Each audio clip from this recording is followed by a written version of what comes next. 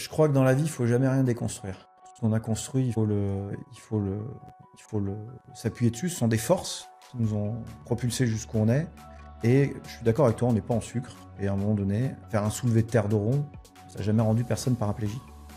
Sauf que, et c'est un peu le courant actuel qui me gêne, c'est que y a une espèce de tendance à la médiocrité globale, hein, pas que dans le sport, où tout se vaut. Où dans le fond, il n'y a pas de bonne forme, il n'y a pas de mauvaise non plus, il n'y a que des formes et tout se vaut. Bon, en faisant ça, on va se faire bouffer par l'IA en 48 heures. Évidemment que tout ne se vaut pas, et si on a développé des formes optimisées à un moment donné pour générer des performances, c'est qu'il y a des raisons. Salut Aurélien. Eh ben salut. Eh ben écoute, je suis ravi de te recevoir sur Limitless. On a commencé à parler un petit peu avant de démarrer ce podcast et on disait qu'en termes de programme, on essaierait de comprendre comment est-ce que on peut se préparer physiquement à n'importe quel défi. Tu vois, en ce moment, il y a un peu ce mythe de l'athlète hybride qui est à la fois capable de courir, de porter lourd et cette volonté d'être un héros moderne, un héros du quotidien, capable de faire face à n'importe quel défi. C'est pas tant pour l'aspect égo, mais plus pour que le corps soit pas une limitation à notre propension naturelle à profiter pleinement du jeu de la vie, tu vois. Je trouve qu'il y a tellement de choses à faire, c'est tellement merveilleux. Ceux qui ont des enfants peuvent faire plein de trucs avec leurs enfants, et si t'en as pas, avec tes amis, partir en randonnée, aller faire du ski, du surf, que sais-je.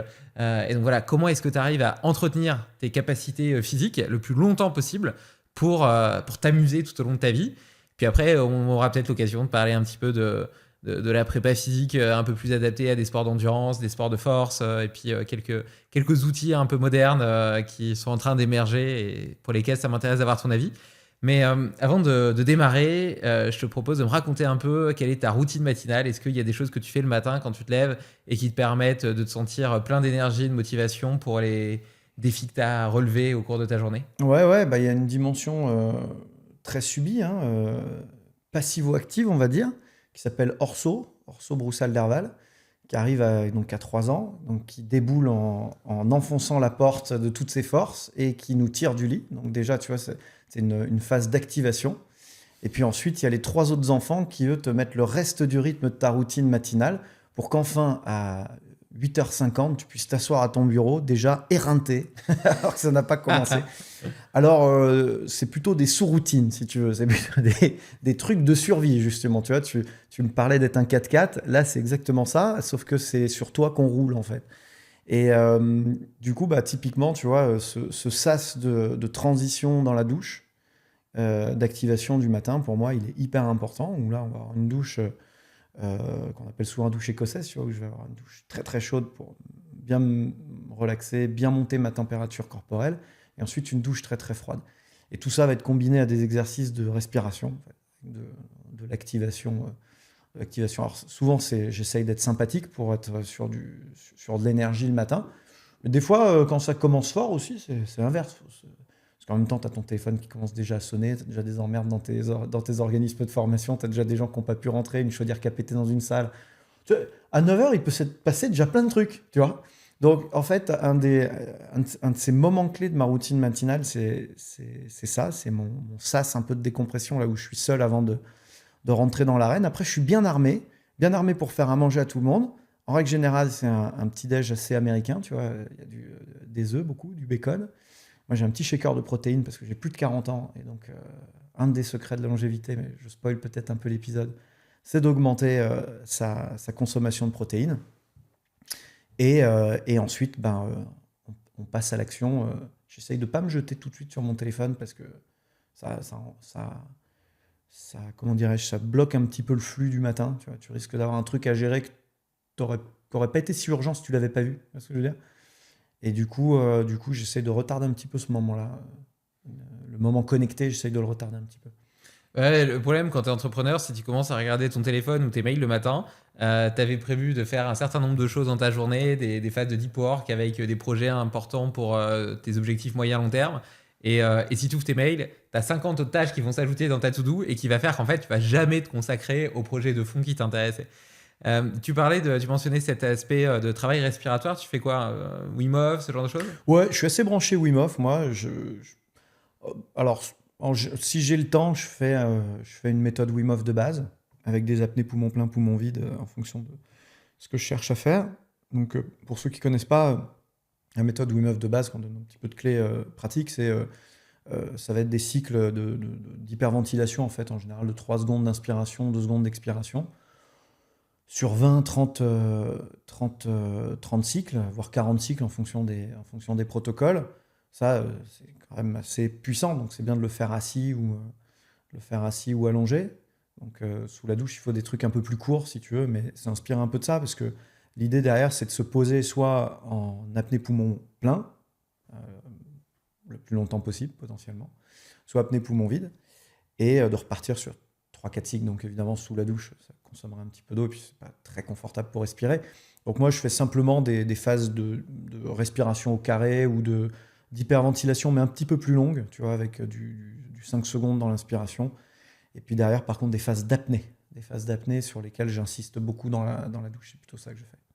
Ok, intéressant. Et c'est vrai que l'avantage et l'inconvénient de la respiration Wim Hof, c'est qu'au bout d'un moment, quand tu deviens un petit peu plus avancé, les phases d'apnée, même poumon vide, peuvent durer très très longtemps. Ah oui, très Toi, à vite. la fin, j'étais arrivé à 5 minutes 30, et donc si tu fais 3 Ouais. cycles, bon, pas sur le premier cycle, mais peut-être sur le troisième, mais bon, au final, tu te retrouves facilement à faire 20 minutes de respi. Donc là, c'est vrai que c'est intéressant en mode un petit peu dégradé sous la douche. Et puis tu t'enfonces de plus en plus dans la méditation aussi. Donc les 20 minutes, elles peuvent facilement même devenir 40 en réalité. Ouais. C'est vrai, t'as raison. Faut du temps. C'est une séance, quoi. Ouais. Moi, j'aime bien. Donc, tu vois, je fais varier un petit peu mes routines en fonction de mon contexte, de mon environnement. Et tu mentionnais le fait que tu avais des enfants. Moi, j'ai de la chance. Mes filles ont toujours bien dormi la nuit. Et donc, globalement, mon sommeil est assez préservé. Énorme chance. C'est Je pense que tu as augmenté tes chances en ayant des filles, déjà. Très probablement, c'est vrai. Et, mais malgré tout, il a pu arriver que quand il y a une dent qui pousse, il y a des petits problèmes. Et donc directement, ça impacte ton sommeil. Et moi, le matin, j'ai une règle. Si je me réveille avec une énergie en dessous de 7 sur 10, je me fais 3 cycles de respiration Wim Hof. Ça me permet de rentrer dans un tunnel de concentration jusque midi. Là, je me sens vraiment, ça chasse le brouillard mental. Tu vois, tu sais, quand tu te réveilles, tu sens que tu as l'esprit un peu brumeux, etc. Paf, je fais ça. C'est comme si vraiment j'avais chassé le brouillard. Je rentre dans ce tunnel de concentration jusque midi. À midi, je déjeune. Et après mon déjeuner, je me fais un yoga nidra NSDR. Donc, tu sais, c'est une espèce de balayage corporel. J'aime beaucoup ça parce que le fait de penser à différentes parties du corps, ça m'évite de partir dans ma tête et de penser à mes projets et à ce que j'ai envie de faire.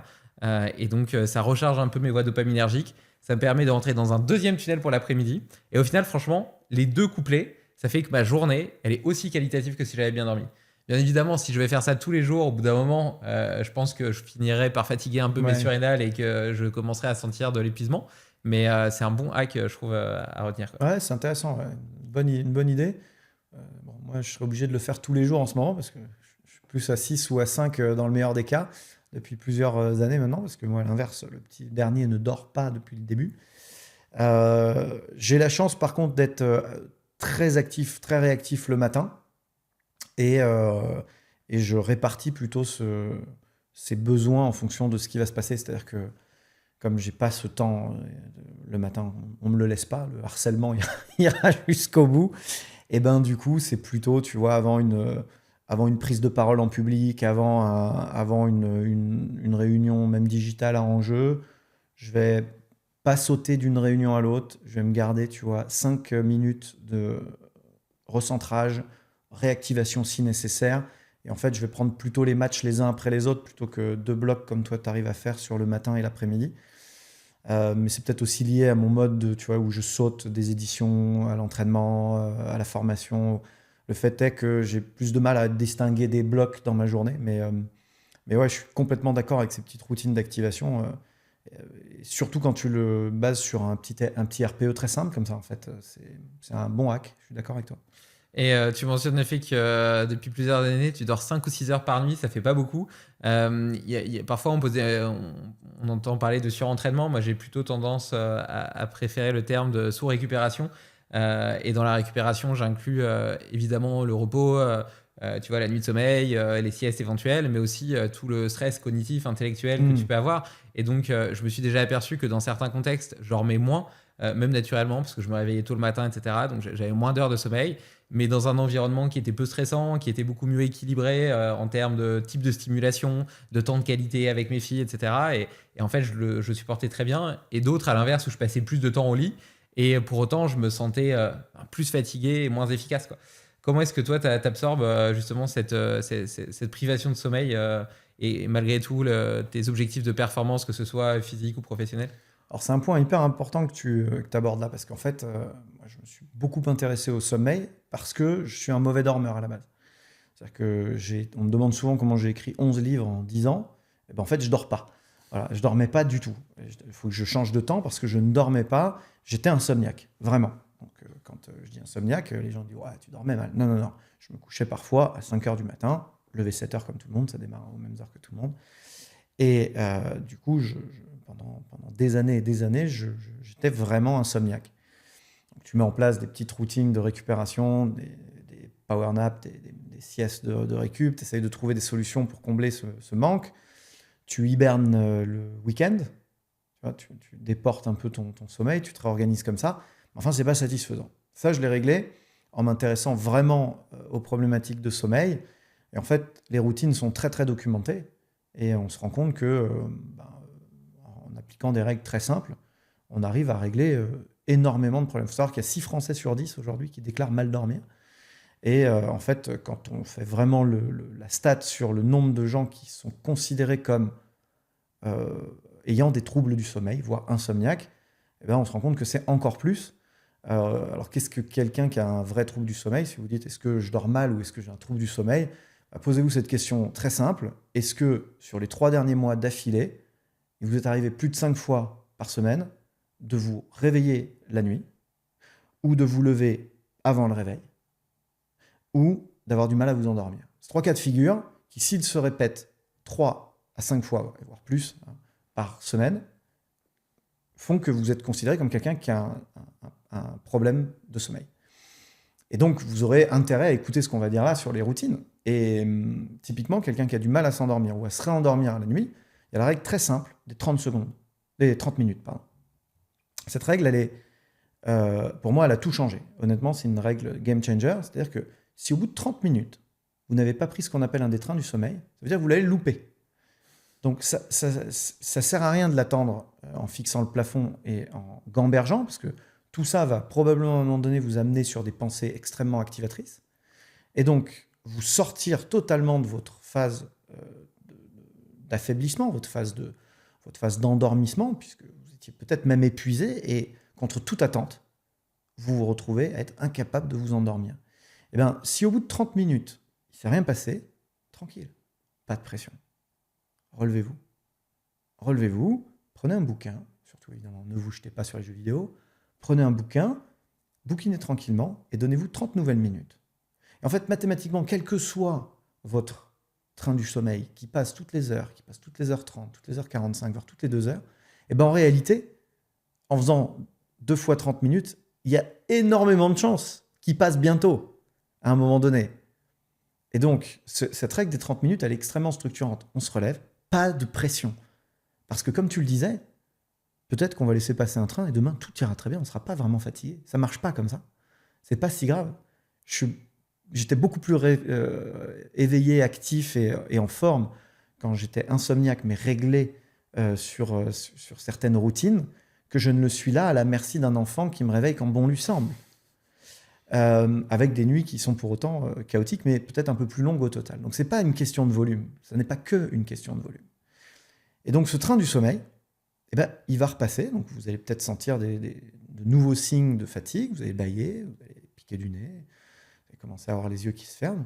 Embrassez le sommeil, allongez-vous, détendez-vous et repartez pour un cycle. Seulement, voilà.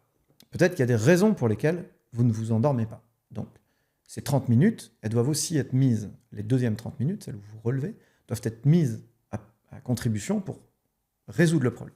Peut-être qu'il y a un bruit.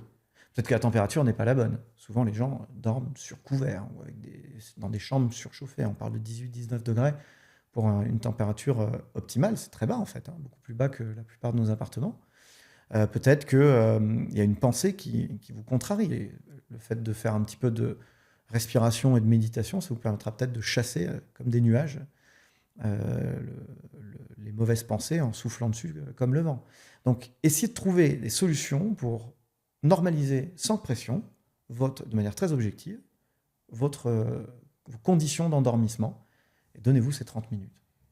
Ouais, c'est un beau hack. C'est marrant parce que moi, pendant des années, enfin la majeure partie de ma vie, en réalité, j'ai souffert de troubles du sommeil notamment, enfin pour moi, c'était devenu une angoisse d'aller me coucher, tu vois. Parce que je passais des heures à regarder mon plafond sans réussir à m'endormir. Tu parles de cette pression et donc tu commences à tourner dans ta tête et c'est encore pire. Et ce qui est paradoxal avec le sommeil, c'est que c'est à la fois le pilier de ton énergie et d'une journée réussie, et en même temps, c'est la conséquence de tout ce qui se passe dans ta journée. Et donc aujourd'hui, j'ai un super sommeil, mais c'est pas juste une routine. C'est l'ensemble de ce que j'ai modifié dans ma journée, mon alimentation, mon mouvement, mon rapport au sport, mon rapport à mes émotions, tu vois, ma descente en intensité le soir. Je sais par exemple que j'ai un cerveau qui a tendance à partir trop vite dans des idées, dans des projets. Et donc le soir, à partir d'une certaine heure, j'ai besoin de diminuer en intensité intellectuelle. Ma femme, elle sait qu'à partir d'une certaine heure, elle peut pas me parler d'idées, de projets, de problèmes, parce que sinon, une fois que je suis parti, c'est trop tard. Et voilà. Et en fait, j'ai mis en place tout un environnement qui fait que maintenant, et cet environnement, il est lié à moi. Et en fait, j'ai dû apprendre mon mode d'emploi. Et cet apprentissage, il s'est fait par des itérations successives. Je pense qu'il y a personne qui aurait été capable de me dire exactement ce qui me conviendrait. Mais petit à petit, à force de tester justement des routines, et ben, j'ai découvert celle qui me convenait et maintenant j'arrive à bien me manager. Bref, quoi qu'il en soit, c'est intéressant cette règle des 30 minutes parce que je pense qu'effectivement, tu peux pas forcer par la raison un processus qui est automatique, tu vois, qui appartient au système nerveux autonome, etc. Donc, il faut passer par une autre voie et si tu commences à t'énerver, etc., et à te mettre la pression, c'est 100 fois pire. Bon, ceci étant, j'ai déjà fait des podcasts sur le sommeil. Si tu es ici sur Limitless, c'est pour parler notamment de sport, de préparation physique. On a posé un peu le cadre. L'idée, c'est d'essayer d'être un 4x4, capable de faire face à n'importe quel défi dans la vie. Qui plus est, potentiellement, en étant papa, en ayant un travail à côté. Quelles sont, selon toi, déjà les grandes bases de l'entraînement entre la partie cardio, la partie renfort musculaire? Qu'est-ce qui devrait composer une semaine idéale qui permette à la fois d'entretenir nos capacités de base et en même temps notre longévité? Tu as commencé à évoquer le fait que passé 40 ans, tu as une résistance anabolique qui t'oblige à manger plus de protéines. Donc on pourra parler aussi d'aspect nutrition. Mais voilà, quel est selon toi, si tu étais un médecin, que tu devais faire une prescription, qu'est-ce que tu dirais aux gens comme entretien minimum, simplement pour entretenir? On est quand même né avec des fusées Ariane. La plupart des gens l'ont complètement oublié et ont l'impression de rouler en trottinette. Mais le corps est capable de choses absolument prodigieuses. Comment est-ce que tu entretiens ces capacités? J'aime bien ton image du 4x4. Cette idée d'être un 4x4, c'est effectivement très repris en ce moment par les sports hybrides et l'idée de devenir un athlète hybride. Mais tu as aussi utilisé le terme de fantasme. On poursuit un peu une chimère dès lors qu'on est dans la pratique sportive, avec pour objectif d'être le plus performant possible à un truc. Donc, quel qu'il soit, ça nous rend ultra spécialistes. Et donc, par essence, c'est l'inverse de l'hybridation. C'est-à-dire que, dans le fond, un spécialiste d'Aerox, oui, c'est un athlète hybride, ok, il est fort, il court, plutôt dans l'autre ordre, il court, il est fort, mais dans le fond, il va devenir très bon à ça. Et plus il va devenir bon à ça, moins il va être 4x4, moins il va être hybride. Et plus quand on va le foutre sur un skate, il sera moins à l'aise qu'il ne l'était au début, plus quand on va le mettre dans un match de volley, il ne sera pas capable. Voilà. C'est à se spécialiser, on s'écarte de l'hybridation en fait et de notre capacité à être un 4x4. Et hier, j'avais mes CQP instructeurs fitness en formation et je leur apprenais la seule question fondamentale que je me pose quand j'ai un nouvel athlète en face de moi, ou un nouveau client, ou un nouveau patient si vous êtes kiné. La seule question que je me pose, c'est de quoi est-il ou est-elle capable? Et la réponse que je cherche à apporter moi en tant qu'entraîneur, c'est de tout. Il doit être capable de tout.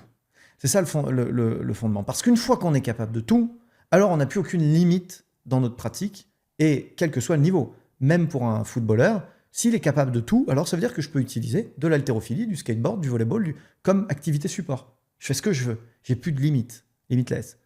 Donc, c'est vraiment essentiel pour moi d'arriver à répondre par la positive à ça. Et donc, avant toute chose, pour être capable de tout, eh bien, il y a le mouvement.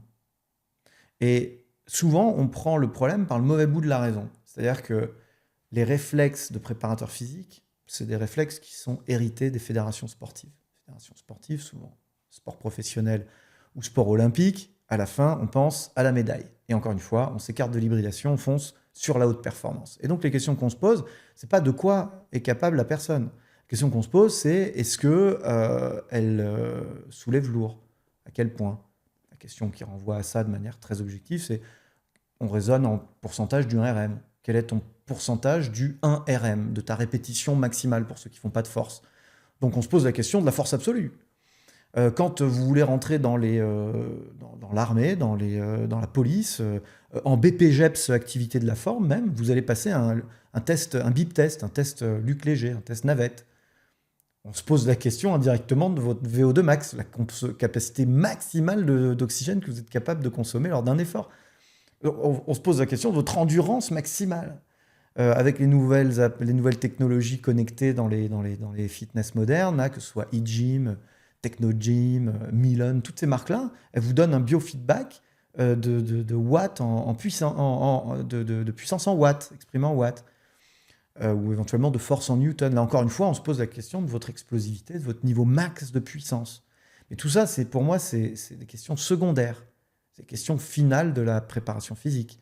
Avant ça, la question c'est, si je veux te mesurer sur un aspect métabolique dans de la course à pied, c'est est-ce que tu es vraiment capable d'enchaîner les appuis avec une foulée efficace, économe, et évidemment non accidentogène si on parle de longévité.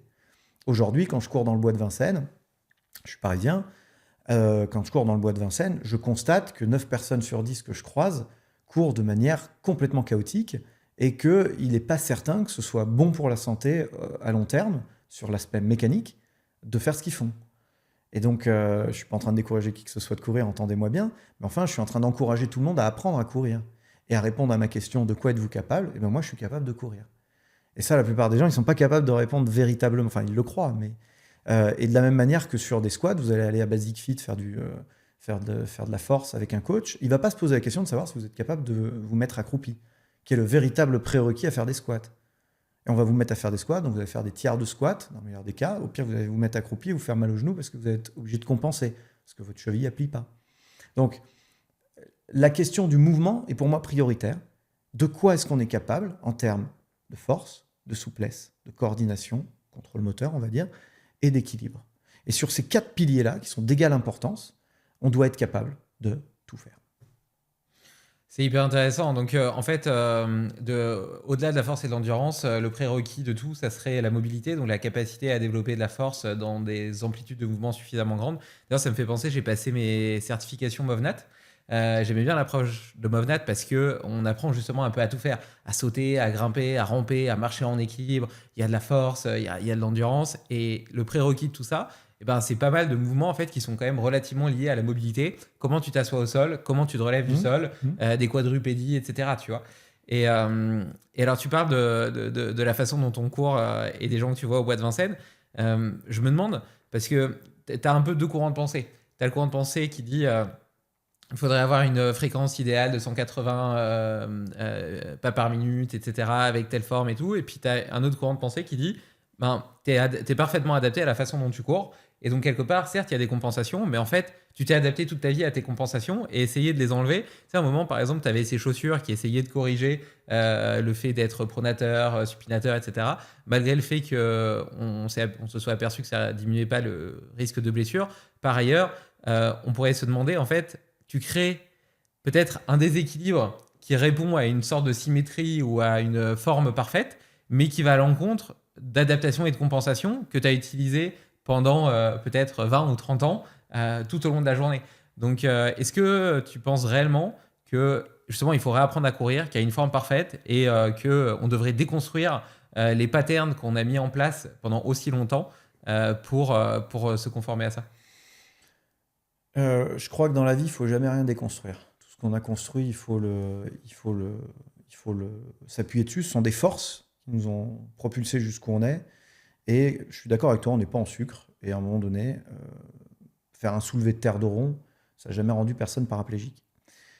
Sauf que, il faut, et c'est un peu le courant actuel qui me gêne, c'est qu'il y a une espèce de tendance à la médiocrité globale, hein, pas que dans le sport, mais où tout se vaut. Tu vois, et où dans le fond, il n'y a pas de bonne forme. Il n'y a pas de mauvaise non plus, il n'y a que des formes et tout se vaut. Bon, ben, en faisant ça, on va se faire bouffer par l'IA en 48 heures. Donc, évidemment que tout ne se vaut pas. Et si on a développé des formes optimisées à un moment donné pour générer des performances, c'est qu'il y a des raisons. Alors, de se dire qu'il n'y a pas de posture ultime ou de mouvement ultime, ça c'est une évidence. De se dire qu'il y a plein de façons de générer de la force, que ce soit en course à pied ou enfin, de la pulsion motrice, hein, ou en mouvement de force et de musculation, c'est aussi une chose. Maintenant, de se dire que je ne suis pas capable, dans l'absolu, de faire certaines choses parce que ma cheville ne plie pas, bah ça, je ne vois pas comment on peut accepter ça, si tu veux.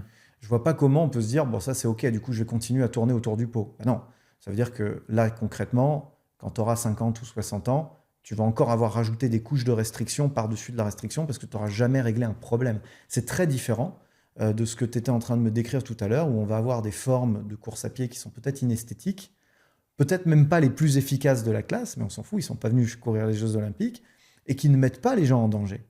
Et c'est là que vous avez besoin de vous faire coacher si vous n'êtes pas professionnel, et que si vous êtes professionnel, vous ne pouvez pas adhérer, et vous ne devez pas adhérer au tout se vaut, parce que c'est vous le garant de la sécurité des gens et du distinguo. Je vais prendre un exemple très simple. Entre quelqu'un qui va faire une flexion de genou, il va se mettre accroupi pour ramasser quelque chose, et avoir les genoux qui se font la bise, comme on dit vulgairement. Donc avoir une flexion interne, ce qu'on appelle un valgus de genou pour ramasser un truc. Il y a deux cas de figure. Il y a la personne qui le fait en générant de la force, et qui va peut-être même le faire en étant international d'haltérophilie, donc en soulevant très très lourd.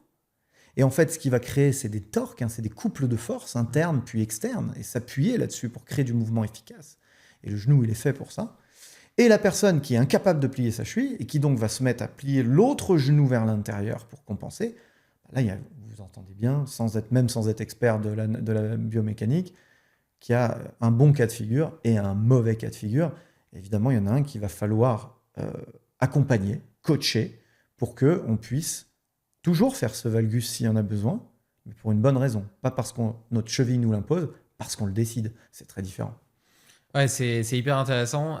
Et justement, tu vois, j'ai l'impression que la mobilité aujourd'hui est vachement à la mode. Alors, tu as été un peu précurseur sur le sujet. Tu avais écrit L'art du mouvement il y a déjà, je sais pas, mais un bout d'année, qui, de mon point de vue, est la version.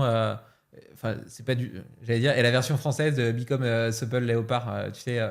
Je suis pas du tout en train de dire que les deux disent la même chose, mais c'est juste que c'est un peu un monument aux États-Unis. Et puis je pense que ton livre, en tout cas, il a fait référence à l'époque sur cette approche justement du mouvement avant de chercher à développer de la force, que ce soit de la force de pousser en courant, ou de la force pure en soulevant des charges.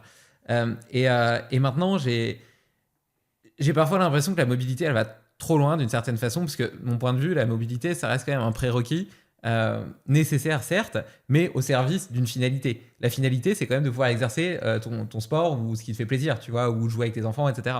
Si tu passes tout ton temps à faire de la mobilité parce qu'il n'y a plus que ça et que tu n'as plus le temps de pratiquer ton sport, c'est quand même un peu dommage.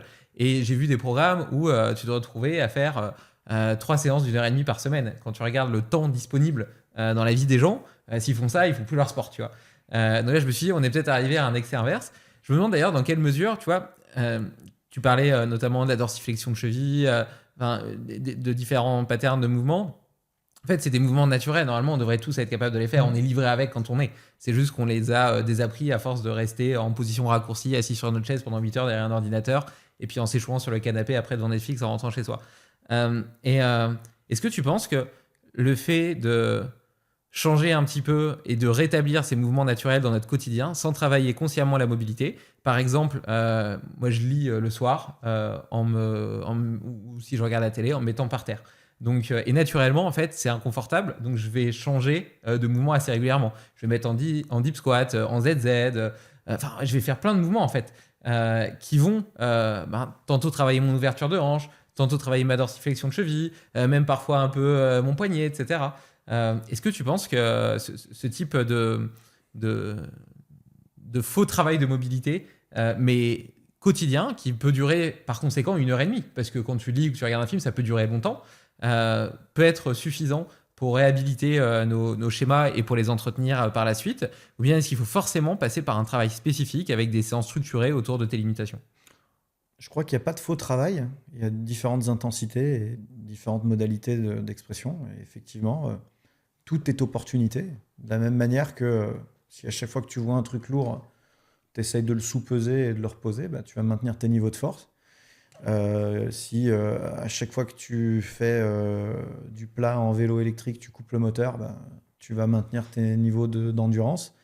De la même manière, si à chaque fois que tu dois regarder un film plutôt que de te vautrer dans le canapé, ben, tu fais des automassages, des postures, t'adoptes des postures différentes, tu vas entretenir ta mobilité, et peut-être ta souplesse, même si tu décides de t'étirer à ce moment-là. Donc, en réalité, je suis d'accord avec toi, je pense que tout est opportunité. On a de moins en moins de temps, ou on en prend de moins en moins, je sais pas trop exactement quelle est la poule ou l'œuf dans cette histoire, mais dans tous les cas, toute opportunité de créer du mouvement et de gagner du temps là-dessus, je pense que c'est essentiel.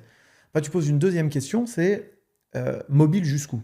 C'est ça ta question en fait. À quel point je prends du temps pour développer ma mobilité? À quel moment je me dis, bon, ouais, là, ça suffit. Je pense que déjà, cette question, on peut se la poser pour toutes les qualités physiques. Et rappelons-nous, le thème de cet épisode, c'est d'être un 4x4.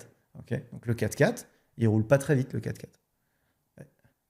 Le 4x4, c'est pas, il roule longtemps, mais finalement, il y a des véhicules qui sont beaucoup plus économes sur la durée.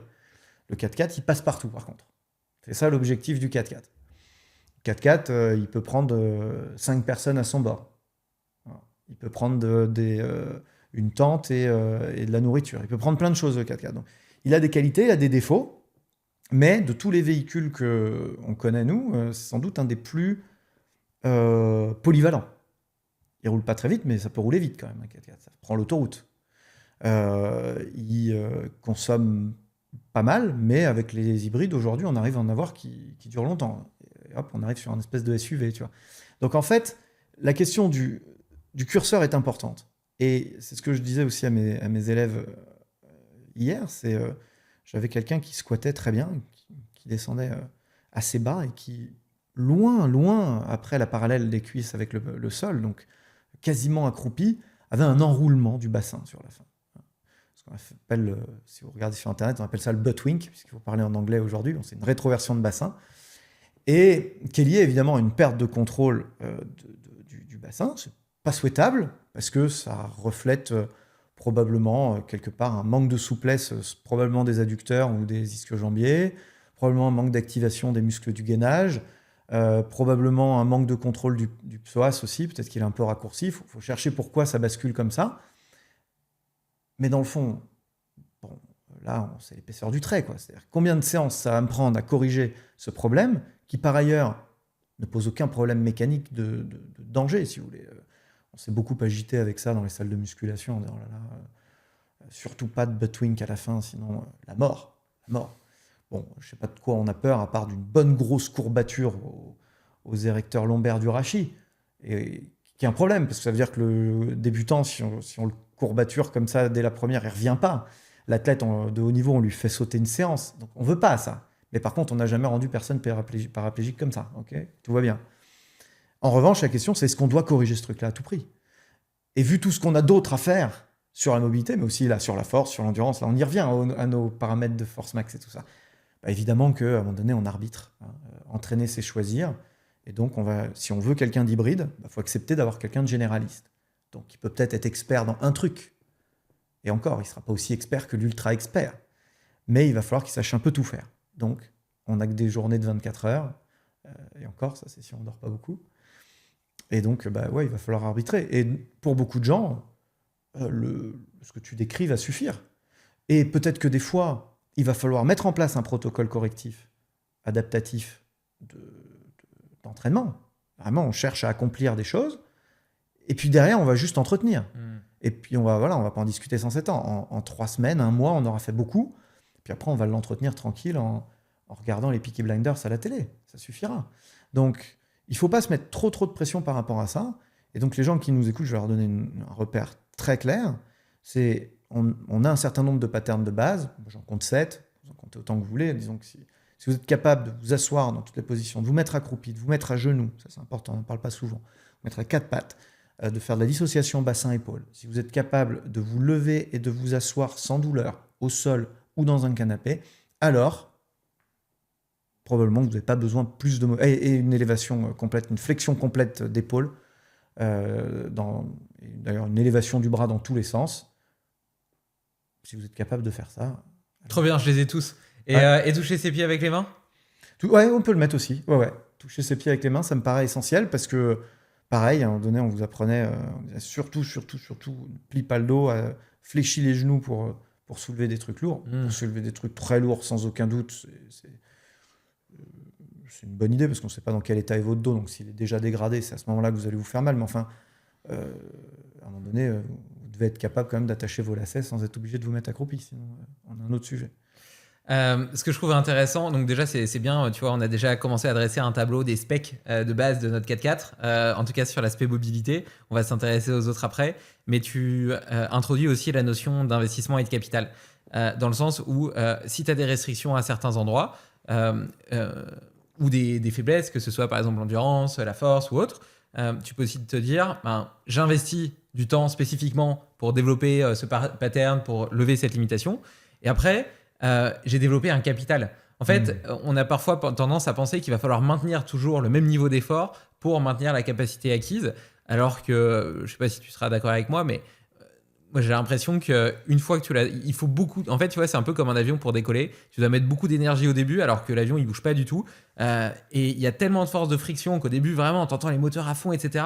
Puis quand il lâche les freins, l'avion il commence à avancer, mais c'est difficile, et puis après plus il avance, plus il y a de l'inertie, et plus c'est facile, et puis après il plane en fait tout seul. Et tu vois, par exemple, moi à un moment je voulais prendre du muscle, je faisais 70 kilos, j'ai fait beaucoup de musculation, et donc j'étais obligé d'optimiser ma nutrition, de manger énormément pour changer de gabarit, je m'entraînais sérieusement, etc. Et j'ai développé une masse musculaire, une hypertrophie, et puis une force beaucoup plus importante. Et aujourd'hui, je l'entraîne beaucoup moins, ou en tout cas pas de la même façon. Et j'ai quand même réussi à maintenir 80% de ma force. Et si je m'entraîne sérieusement pendant 3 ans, pendant 3 mois, 3 ans ça faisait beaucoup, je regagne plus ou moins le volume musculaire que j'avais il y a 3 ans, tu vois.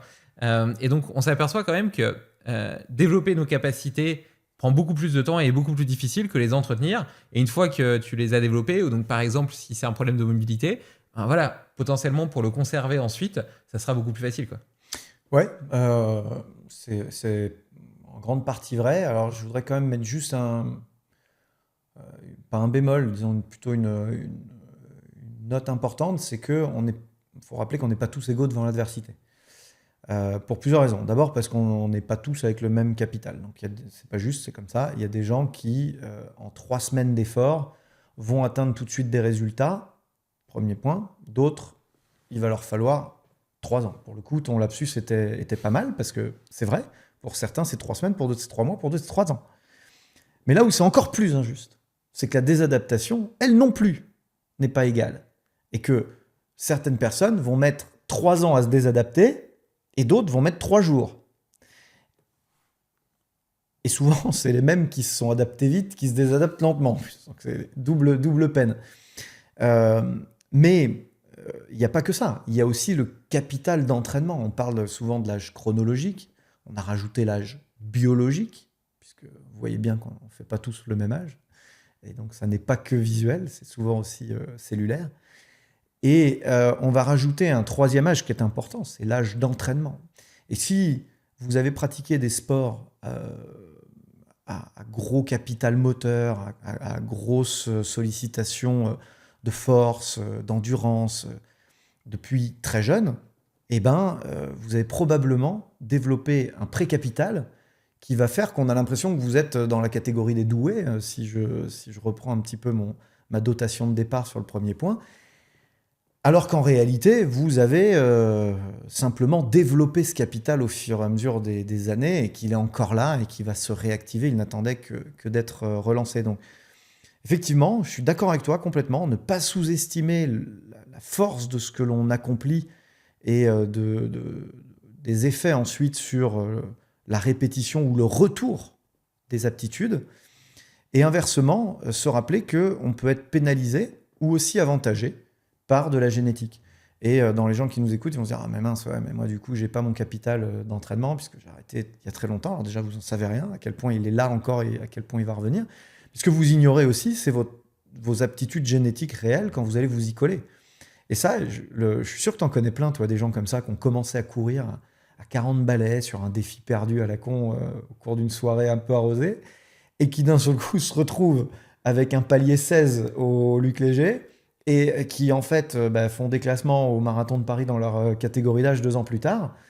Et donc en fait avaient un énorme potentiel, il suffisait juste de les mettre sur la voie et ils se trouvent en plus prennent de passion pour ça. Donc, des belles histoires comme ça, il y en a plein, sans aller jusqu'à ces niveaux-là, simplement des prédispositions à des exercices de force, à des exercices de mobilité.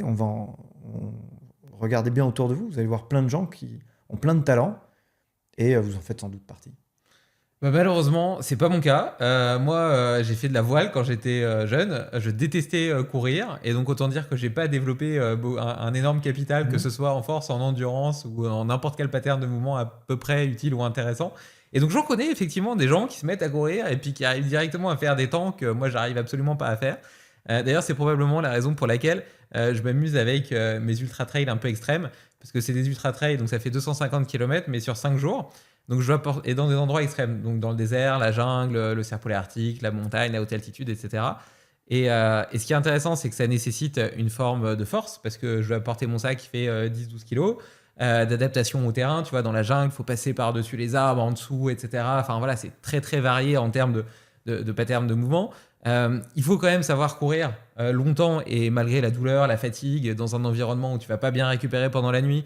Donc voilà, donc il faut avoir suffisamment de durabilité justement pour pas se blesser. Je vois que souvent les meilleurs coureurs, le premier jour ils partent à fond, ils mettent la misère, mais derrière le manque de nourriture, parce que tu manges moins de calories, comme tu dois les porter toi-même, naturellement tu peux pas porter autant de calories que ce que tu crames, donc tu es en déficit calorique, potentiellement tu bois pas assez, tu te reposes pas assez, et puis comme ils vont beaucoup plus vite, ils ont beaucoup plus d'impact et donc de risque de blessure. Et donc souvent les premiers, le premier jour ils n'arrivent pas au cinquième, ou en tout cas ils arrivent derrière moi au cinquième, et au final j'arrive à bien me placer sur ces courses-là à la fin, parce que mon super pouvoir c'est pas la force, c'est pas l'endurance, c'est plutôt la durabilité. Mais voilà, mais tout ça pour dire... T'en oublies un. Quoi ? T'en oublies un que tu as développé pendant la voile. C'est le mindset. Ça, c'est vrai, j'abandonne jamais. On a attaqué l'épisode sur les qualités physiques, et le mouvement, puis la force, l'endurance, ok. Mais ce mindset, on le développe aussi avec un rapport aux choses, un rapport à la prise de risque. J'aime bien quand je reçois des militaires, moi, dans mon podcast, ou des pompiers, ou des gens pour qui le cran compte encore, par exemple, ou ces notions un peu de dureté, de rudesse, tu vois, des mots-clés qu'on n'entend plus trop, même dans le haut niveau, C'est vrai. et qui pour autant font la différence entre un cracker et un performeur. Tu vois, et c'est vrai qu'on connaît, toi et moi, beaucoup de runners qui sont anxieux, fragiles, angoissés, comment dirais-je, qui prennent peu de risques. Et on en connaît aussi qui ont ce mindset en plus et qui des fois repassent devant malgré des constantes physiologiques un petit peu en dessous. Donc quand même, je pense que la notion d'état d'esprit que tu as pu développer dans la voile vient te faire gagner du temps à un moment donné quand tu décides de te mettre à quelque chose. Et évidemment, tu sprinteras pas aussi vite qu'Usain Bolt. Il y a un moment donné où il y a quand même des limites à certaines choses. Mais quand même, peut-être que tu arriveras à faire, je sais pas, demain du sprint à très haute intensité à ton niveau avec beaucoup d'ardeur, comme tu fais des trails aujourd'hui hyper longs. Et ça, je pense quand même que c'est la qualité la plus importante de la durabilité, hein, l'état d'esprit. Hein. Oui, clairement. C'est vrai que ce côté j'abandonne jamais, et puis une bonne résilience face à la douleur, à la peur, à l'adversité. Et d'ailleurs, c'est pour ça que j'aime bien ces courses aussi.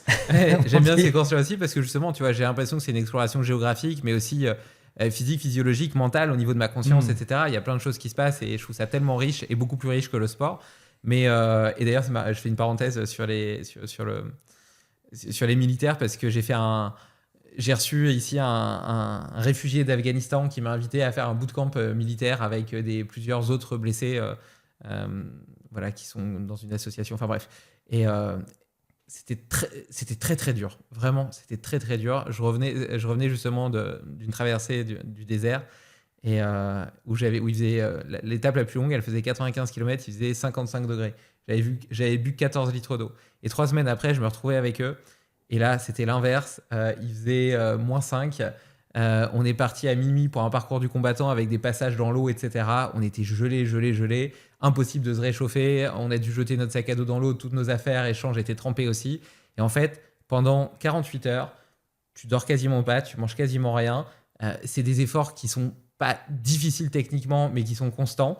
Une espèce de stress qui est tout le temps là aussi parce que tu sais pas ce que tu vas devoir faire et cet inconnu est hyper dur à gérer. Et surtout, t'as froid tout le temps. T'as pas un moment où tu te sens juste un peu bien, tu vois. Ouais, Et je trouve qu'en termes tu vois, tu parlais de moquer un rudesse, petit peu, de rudesse, mais aussi de camaraderie. Enfin, quand t'as un ennemi commun comme ça, ouais. tous les masques tombent. Et cette espèce d'entraide, d'amour les uns les autres, alors qu'on est tous complètement différents. Enfin, tu vois, à un moment, je nous revois, on était collés par terre, torse nu, enfin tout nu en fait, mais vraiment collés. Enfin, tu vois, avec d'autres hommes. Enfin, tu vois, et c'est le genre de truc dans la vie normale, tu le ferais jamais. Et là, t'étais juste trop content d'être collés comme des sardines pour essayer de gagner juste un tout petit peu de chaleur. Et je trouve que c'est vrai que face à l'environnement, tu révèles des traits de personnalité et puis là en l'occurrence de capacité à faire groupe Ouais. qui m'ont beaucoup inspiré, même si ça m'a absolument pas donné envie de recommencer. Mais bon, par mon expérience du trail, je la prenais comme exemple pour montrer que même sans avoir des capacités incroyables, moi qui détestais courir, je pensais que j'étais pas capable de faire plus d'1 kilomètre. Maintenant, je sors le week-end, je vois la montagne depuis la fenêtre de chez moi et je sais que je suis capable de courir jusqu'en haut et de revenir en une matinée. Et juste, ça a fait péter toutes mes barrières mentales d'un point de vue géographique, etc. Mais le fait de les avoir fait péter d'un point de vue géographique, ça a eu une espèce de parallèle sur mes barrières de façon générale et j'ai l'impression d'être capable de tellement de choses par ce simple fait de me dire ok, je suis capable de monter en haut, de revenir en courant, c'est juste incroyable. Et ça, tu vois, cette progression, entre guillemets, même sans aucune capacité préalable, tout le monde est capable de l'avoir. Donc, je pense qu'il faut refuser la résignation. Et surtout, justement, quand tu commences tard, étant donné que tu n'as pas un référentiel de haut niveau, tu fais que progresser. Et donc, par rapport à ton référentiel, c'est juste incroyable, tu vois. Donc voilà, raison de plus pour quand même devenir un 4x4 et puis se dire, quel que soit, tu vois, j'aime bien, aux États-Unis, il y a Michael Easter qui parle d'un truc qui s'appelle le misogi. L'idée, c'est règle numéro 1, ne pas mourir. Règle numéro 2, 50% de chance d'échouer. Donc tu te fixes un défi qui est suffisamment difficile pour que, normalement, si tu le fais bien et que tu le fais pendant 10 ans, la moitié des fois, tu devrais avoir échoué. C'est rare, en fait, qu'on fasse ça. Souvent, on s'entraîne pour réussir des choses et on les rate rarement, quoi, parce qu'on essaie de choisir des choses dans notre portée. Je trouve que c'est assez riche et donc souvent, c'est des défis quand même en nature. Et donc, par exemple, moi, j'habite à Evian, je pourrais me dire, tiens, mon misogi cette année, c'est que je traverse le lac en nageant, tu vois, alors que je suis pas nageur. Et je trouve que c'est une belle façon de tester nos capacités physiques. Et donc, j'en reviens à notre sujet qui est d'être un 4x4 et d'être capable de faire face un petit peu à tout ça. Donc, on a parlé de l'aspect mobilité. Et de la dose un peu minimale, des patterns de base qu'on est censé tous avoir en tant qu'humain normal. Maintenant, si tu devais donner un référentiel en termes de cardio, ça serait quoi ? Est-ce que ça serait un temps aux 10 km ? Est-ce que ça serait une distance ? Qu'est-ce que ça serait ? Là non plus, je crois pas qu'il y ait de réponse un peu uniforme parce que déjà, on peut pas trop traiter les hommes comme les femmes. On a beaucoup entraîné les femmes comme des hommes parce que la recherche portait sur des hommes, était menée par des hommes d'ailleurs. Et ça fait que quelques décennies maintenant qu'on accumule de la donnée sur le comportement physiologique de la femme à l'effort. Donc déjà, est-ce qu'on peut avoir les deux mêmes observations ? C'est pas sûr. Tu vois, il y a des différences fondamentales. Les femmes, elles ont plus de fibres rapides, de fibres lentes, par exemple, donc elles récupèrent plus vite que l'homme pour une même charge. La femme, elle a un cycle, tu vois, d'usage des lipides qui est inversé. C'est-à-dire que la bonne nouvelle, mesdames, c'est que vous utilisez plus de graisse à l'effort. Il faut que je vous donne la mauvaise nouvelle aussi, c'est qu'à l'inverse, alors de la récup, vous en utilisez moins. Et évidemment, sur les, je sais pas, 2000, 3000, en fonction de ce que vous consommez, kilocalories par jour, évidemment, c'est pas vos 400 kilocalories utilisées pendant votre sortie en course à pied ou en aerox qui vont faire une grande différence sur la journée. Sur 2-3 jours, c'est un peu différent, mais sur la journée, c'est pas ça qui va faire la diff. Donc, du coup, il va peut-être falloir avoir des préconisations un petit peu différentes. Et je vais pas faire un cours de physio féminine ici, mais tout ça pour dire que globalement, une préconisation qu'on pourrait avoir pour les femmes, c'est de plutôt fractionner les efforts et en augmenter l'intensité, tu vois, pour les sortir de leur zone de confort et aller chercher justement des zones d'adaptation plus importantes. Donc, le HIIT serait particulièrement pertinent pour les féminines. Et c'est peut-être une des raisons pour lesquelles, d'ailleurs, le CrossFit comme l'Aerox sont des sports particulièrement équilibrés en termes de ratio homme-femme, contrairement à d'autres disciplines. Ça ne veut pas dire qu'elles ne sont pas adaptées à faire de l'endurance fondamentale, c'est juste que souvent, la réponse qu'on attend de moi dans ces cas-là, c'est faites tous de la zone 2, c'est bien pour tout le monde. Je pense que c'est un peu plus finaux que ça. Je pense qu'effectivement, il y a peut-être une part de haute intensité plus utile chez les féminines. Chez les hommes, à mesure qu'on vieillit, c'est peut-être un peu moins vrai, effectivement. Peut-être que de revenir à faire de la mitochondrie, sans faire tomber dans la mode actuelle où on fait de la mitochondrie H24, là, on fait que de la basse intensité. Ouais, Vincent Foulonneau, il est pas mal là-dedans, où il dit il faut faire énormément de zone 2 pour justement développer Ouais. le mitochondrial. Ouais, bah, j'ai plein de potes qui sont comme ça. Il y a Shensil aussi qui est très branché là-dessus. C'est vrai. Et bien sûr que d'un certain point de vue, ça se défend de deux points de vue différents. D'ailleurs, d'abord parce que effectivement, faire de la mitochondrie, c'est bon pour la santé. Ensuite, parce que aujourd'hui, le HIIT est tellement omniprésent et avec lui un tel stress mécanique et nerveux qu'on peut se poser la question aussi de l'équilibre des choses. Et donc, forcément, tu prends le contre-pied, donc tu dis faites à fond de la zone 2. La réalité est que si tout le monde faisait plutôt du foot que de l'Aerox ou du CrossFit ou de la course en intervalle dans le bois, peut-être que, et tout le monde était milieu de terrain, par exemple, peut-être que du coup, la préconisation serait un peu des deux, quoi. Tu vois. On aurait des profils un peu plus hybrides, pour le coup. Et on aurait une préconisation plus équilibrée. Bon, en tout cas, c'est sûr, on ne peut pas avoir la même observation pour les hommes pour les femmes. Peut-être qu'en fonction de l'âge, c'est pas la même chose non plus. Mais encore une fois, je reviens au background, à l'historique. C'est-à-dire qu'il y a des gens qui ont fait du HIIT toute leur vie, justement parce qu'ils étaient milieu offensif au foot et ils font que de l'intervalle tout le temps. Il y en a d'autres qui ont fait que de la sortie ultra foncière toute leur vie, parce qu'ils font que du vélo, par exemple, tout le temps. Ils se déplacent en vélo, ils se déplacent en vélo, ils se déplacent en vélo. Le week-end, ils s'entraînent en vélo. Et en plus, ils aiment le vélo de course et faire vraiment du peloton. Donc, du coup, au final, même quand ils font de l'intervalle, ça reste de l'intervalle vélo. Donc, on est loin des variations d'intensité du CrossFit.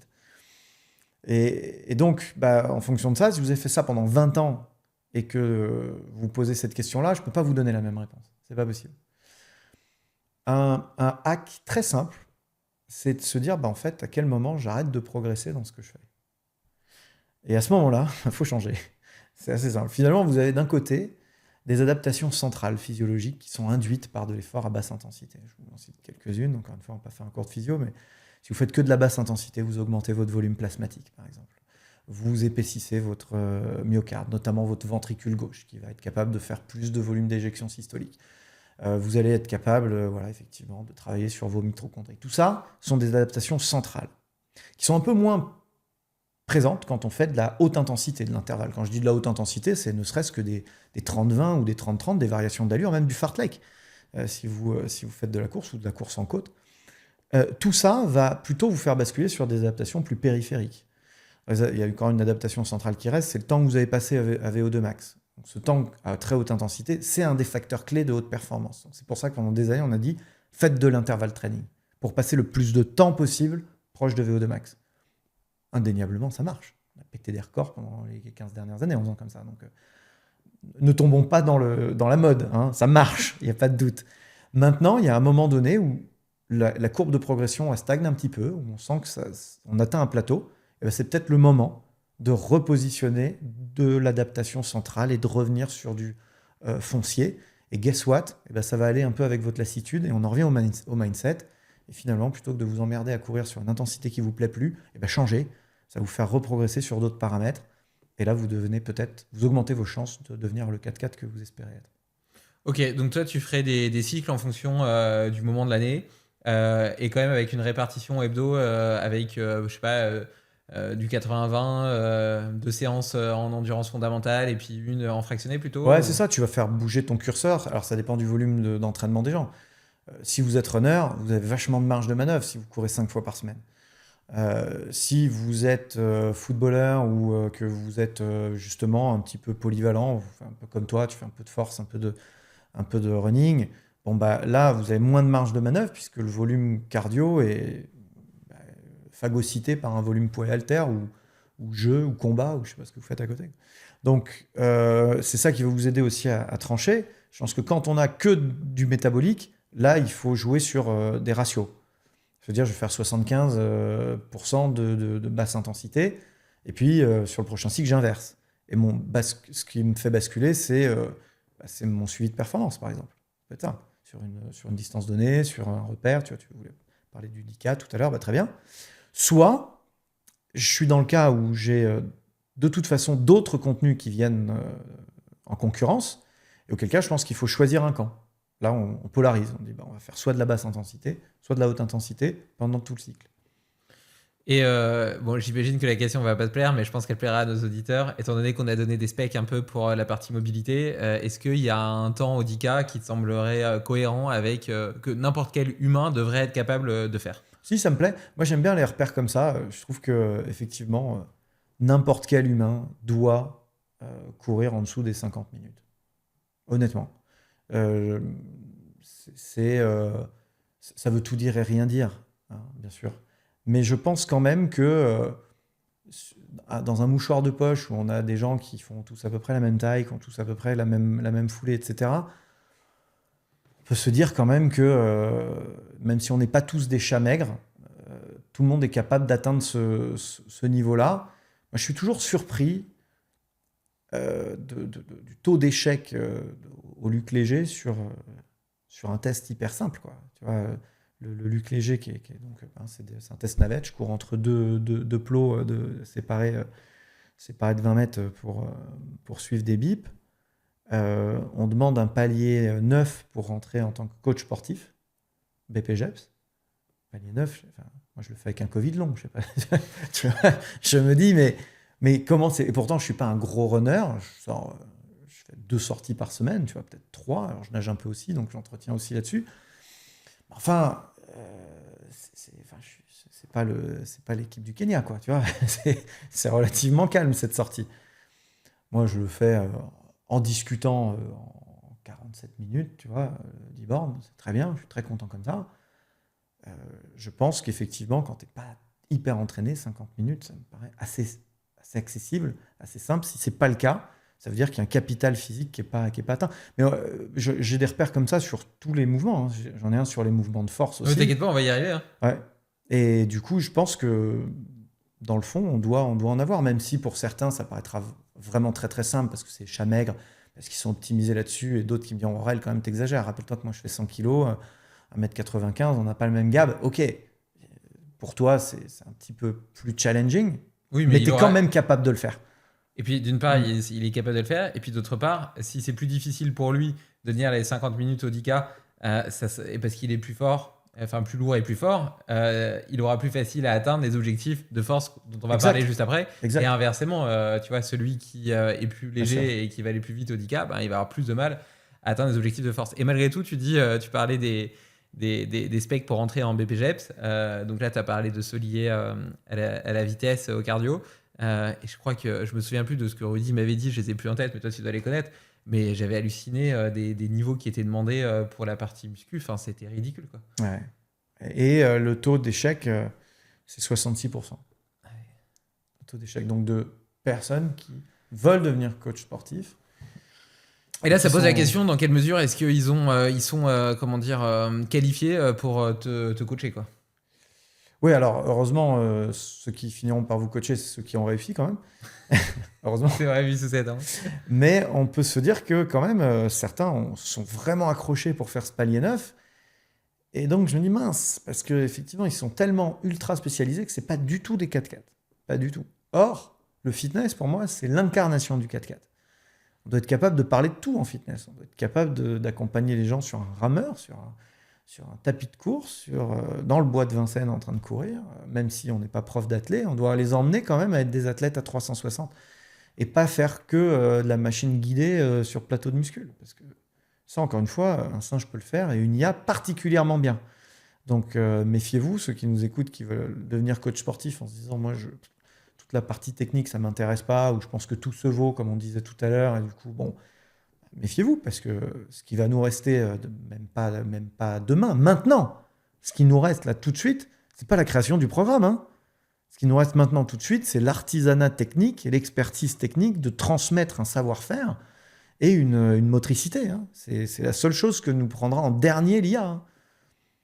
Bon, alors on donne quoi comme spec sur la partie force? Sur la partie de force, pour moi, Déjà, il faut choisir des patterns. il faut choisir des patterns. Ouais. Je pense que le Big Three est pas mal, même si je ne mettrais pas le développé couché dedans. Tu vois, je trouve que c'est pas représentatif forcément de. C'est pas le mouvement fonctionnel par excellence. Donc souvent dans le Big Three, on met développé, que c'est le mouvement de force athlétique, on met développé couché, on met le soulevé de terre, on met le squat. Après, il y a le Big Five où on met aussi l'épaulé jeté, l'arraché. Ouais, mais ça, c'est technique. Et c'est des mouvements techniques. Alors, du coup, j'aimerais commencer par ces deux-là. Parce que pour moi, c'est pas tant ces deux mouvements-là en particulier qui m'intéressent que la capacité à un moment donné à porter une charge au niveau des épaules, puis au-dessus de la tête.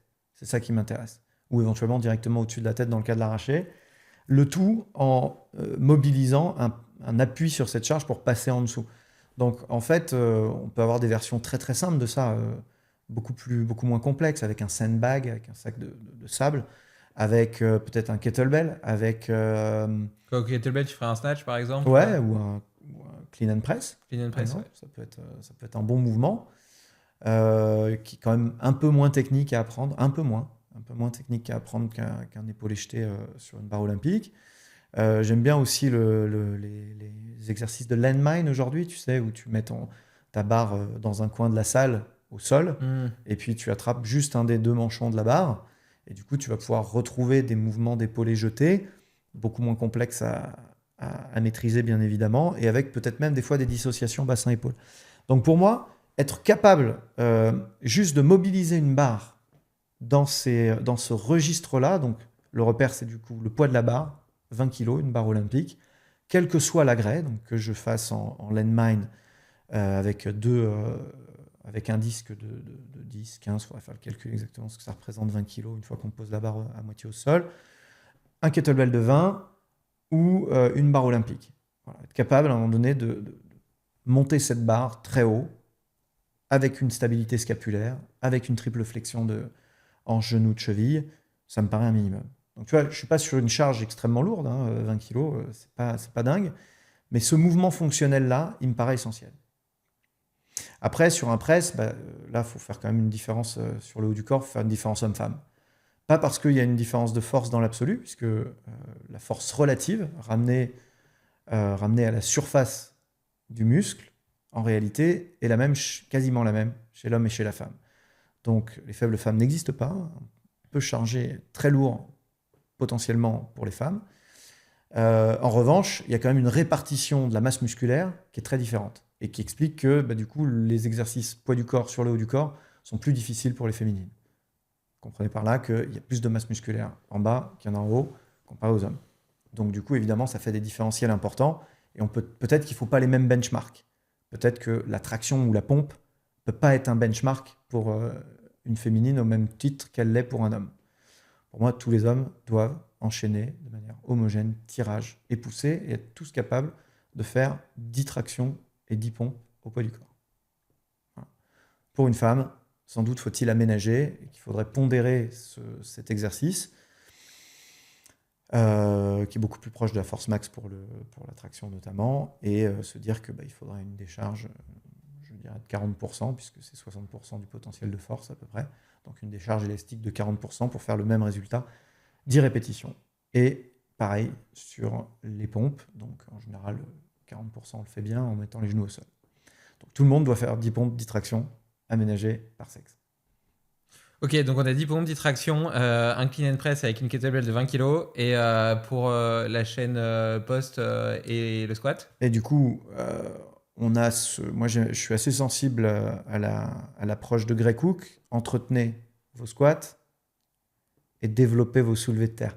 Donc j'ai tendance à mettre un repère au soulevé de terre dans la société qu'on a aujourd'hui. Si demain ça évolue, qu'on s'assied moins, j'aurai peut-être un autre avis, mais aujourd'hui, vu le temps qu'on passe assis, je pense que tout le monde doit être capable de soulever 100% de son poids de corps au soulevé de terre. Au squat, on peut se dire que 60% de son poids de corps, c'est Squat avant ou squat arrière? les squats avant. Ok. Est-ce que tu penses que... Squat avant, pourquoi? Parce que sur le squat avant, alors quelle que soit sa forme, hein, c'est pas très grave, mais on va avoir un engagement du gainage qui va être vachement plus intense que sur le squat arrière, moins de relais techniques que sur le squat arrière. Et puis, si on le fait vraiment en squat d'épaulé, en squat haltéro, eh ben, ça implique une mobilité scapulaire intéressante. Et donc, c'est pour ça que je choisis ces mouvements-là, à part la traction et la pompe. C'est parce que pour moi, c'est des mouvements qui vont être révélateurs du potentiel moteur des gens. Ok. Traction, pompe, c'est des mouvements au poids de corps. Bon, kettlebell, ça nécessite une kettle. Mais du coup, sur le squat et le deadlift, ça suppose que pour toi, tu es obligé d'utiliser des barres et des haltères pour, Ouais. entretenir et développer ton potentiel de force d'humain normal. De manière générale, oui, parce que en réalité, pour certains exercices, les poids et haltères sont plus faciles que le poids de corps. Donc la réponse est oui, dans un sens comme dans l'autre. Soit pour aller bien au-delà, parce que du coup, évidemment, il va falloir lester, il va falloir charger, soit pour aller bien en dessous. Je vais te donner un exemple très simple. Finalement, ma sportive là, qui voulait faire des pompes et qui n'est pas encore en niveau de force d'enchaîner 10 répétitions sans poser les genoux. Bon, ça veut dire que probablement qu'elle manipule, je sais pas moi, 80% de son poids de corps, à peu près. Tu vois, peut-être un peu moins, ça dépend comment elle se positionne, ça dépend des segments, ça dépend de plein de choses. Moi, pour te donner un ordre d'idée, je fais 77 kilos. Quand je mesure sur une pompe le poids, la charge que je manipule, je suis à peu près à 62 kilos. Pour te donner un ordre d'idée. Je comprends pas bien, excuse-moi. Je me mets en position de pompe. Ouais. Du coup, ma charge en kilogrammes que j'utilise, c'est 62 kilos. Comment tu sais ça? Je l'ai testé avec des plateformes de force. Ok. Tu peux le faire avec une balance aussi. Grosso modo, 10%, un peu plus de 15% de moins, quoi. Ouais, c'est ça, entre 15 et 20 en fonction de ta technique de pompe, en fonction de comment tu écartes les mains, comment tu les rapproches de ton centre de gravité, la longueur de tes segments, etc. Et puis le poids que tu as dans les bras. Moi, je fais 80 kilos. Le poids que tu as dans les bras, le poids que tu as dans les jambes, tu vois, ça se répartit pas forcément de la même manière. Et puis ton écartement de pied, tout ça, tu vas pouvoir plus ou moins charger sur l'avant du capteur. Donc, en gros, tu vois, ça te donne une idée. Donc, Attends, je pose, excuse-moi, juste parce que ça m'intéresse par curiosité. Donc ça, c'est à plat. Si tu surélèves tes pieds, j'imagine que tu développes plus de force. Exact. Et plus tu relèves Et plus c'est facile. Voilà. Alors, ce qui est un peu comparé des poires et des patates, parce que tu n'as pas tout à fait le même angle. Donc, du coup, tu bascules d'un exercice où tu étais en répulsion neutre à un exercice décliné, en fait. Donc, bon, comparons quand même ça simplement pour l'exercice. Donc, voilà, je suis à 62 kilos. 62 kilos, pour un débutant de 77 kilos, ça fait beaucoup quand même. Donc, vous imaginez, je vous mets vous faites mon poids, 77 kilos, vous démarrez, et je vous mets tout de suite sur un développé couché avec 62 kilos sur la barre. C'est énorme. C'est complètement disproportionné, en fait, vu comme ça. Et donc, dans ce contexte et dans cet exemple-là, le développé couché va me permettre de vous entraîner plutôt à 30 kilos, ce qui me paraît plus raisonnable pour un débutant, ce que ne me permet pas le poids de corps.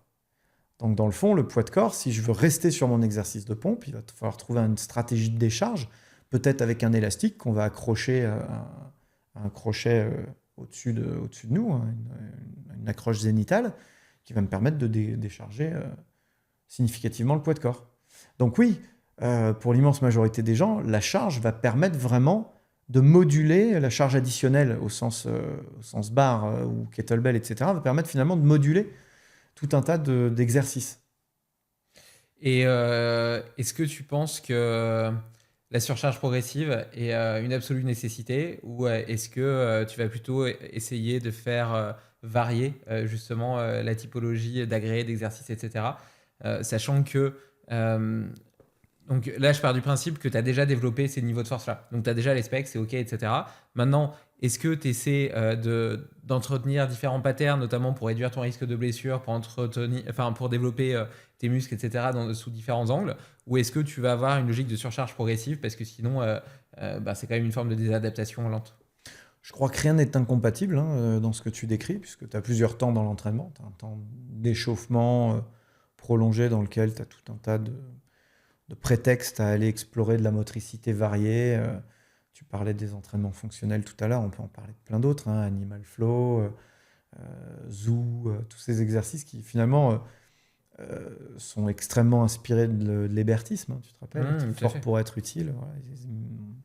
Travail d'animaux, quadrupédie, etc. Donc ça marche bien dans l'échauffement. Dedans, on peut avoir un travail d'équilibre instable, on peut avoir un travail de pattern moteur beaucoup plus complexe qui mêle souplesse et force et qui te permettent de développer ton capital moteur.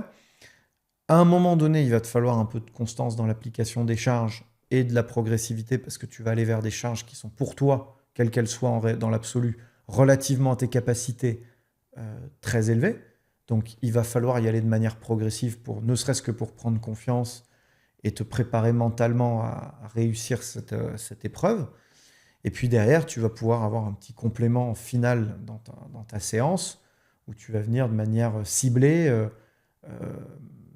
et analytique finalement, combler tes défaillances motrices globales qui t'empêchent d'être un 4x4, puisqu'un maillon est jamais plus fort une chaîne n'est jamais plus forte que le plus faible de ses maillons. Donc à un moment donné, il va falloir les adresser de manière analytique, mais au service du global, au service du fonctionnel. Donc du coup, on va revenir sur quelque chose d'assez constant dans l'application de la charge. On va revenir sur un truc bête et méchant de 4x8 ou 3x10 ou je sais pas quoi, en fonction de ce que tu fais.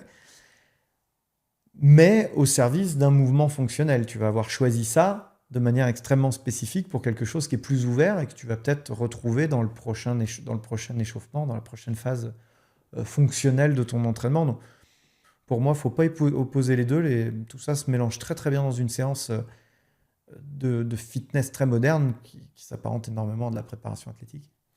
Et donc, tu évoques l'échauffement. Pour toi, l'échauffement, il est important, indispensable? Il est indispensable. Plus on est âgé, plus c'est vrai. Il y a un courant de pensée, notamment chez les jeunes créateurs de contenu. Ça commence mal quand tu dis jeune et créateur de contenu après. Ouais. Ah oui, parce que les jeunes créateurs de contenu partagent souvent des traits communs. Le premier trait commun, c'est qu'ils sont jeunes. Et donc, ils ne sont pas encore beaucoup entraînés, quel que soit leur niveau.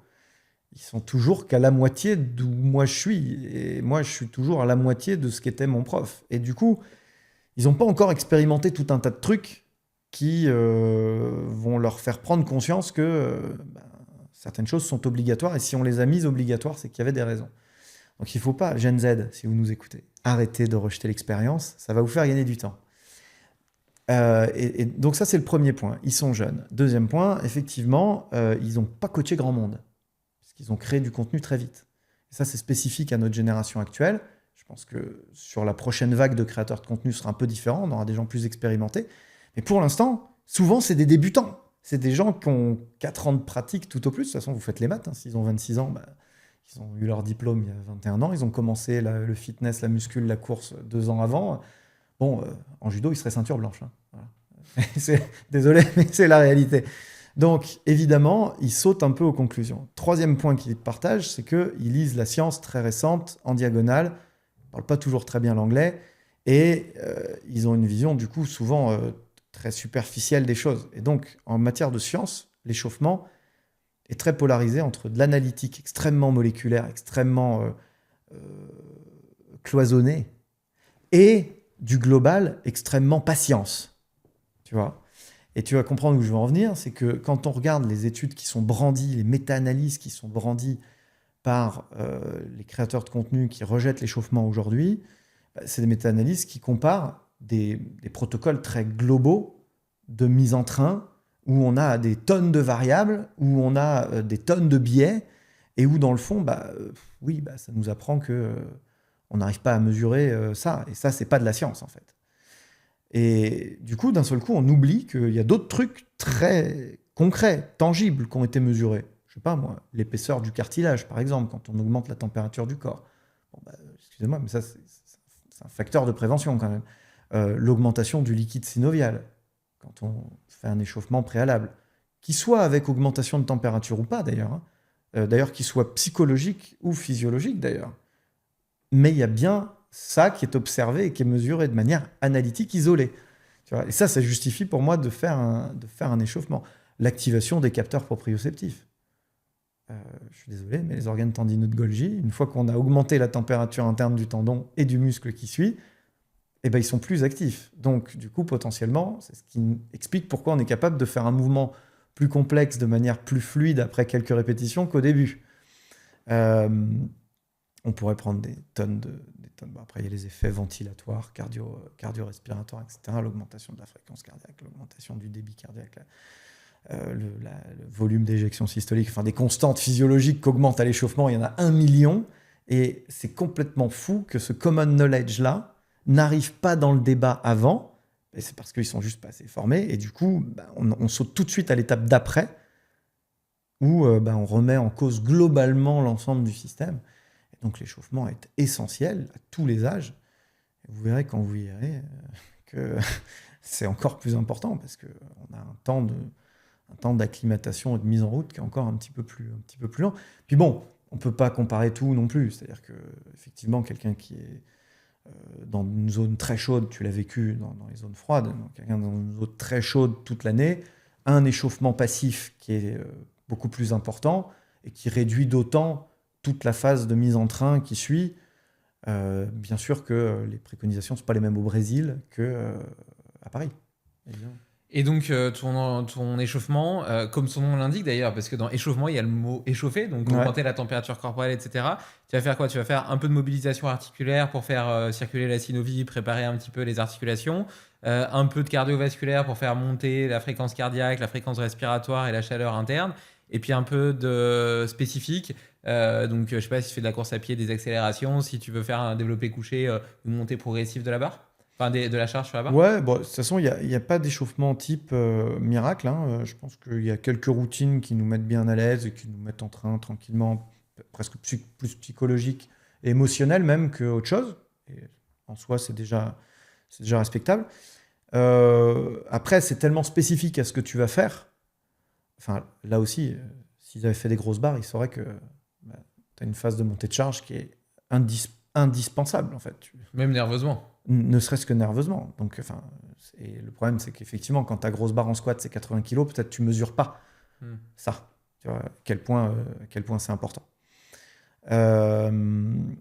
C'est aussi une espèce de gamme technique, hein, de la même manière que le musicien, il s'échauffe pas vraiment en apparence. Pourtant, il fait des gammes avant de démarrer, quel que soit son niveau. Bon, c'est bien que quand même, il y a une espèce de contrôle moteur à éveiller, à affûter, à réactiver.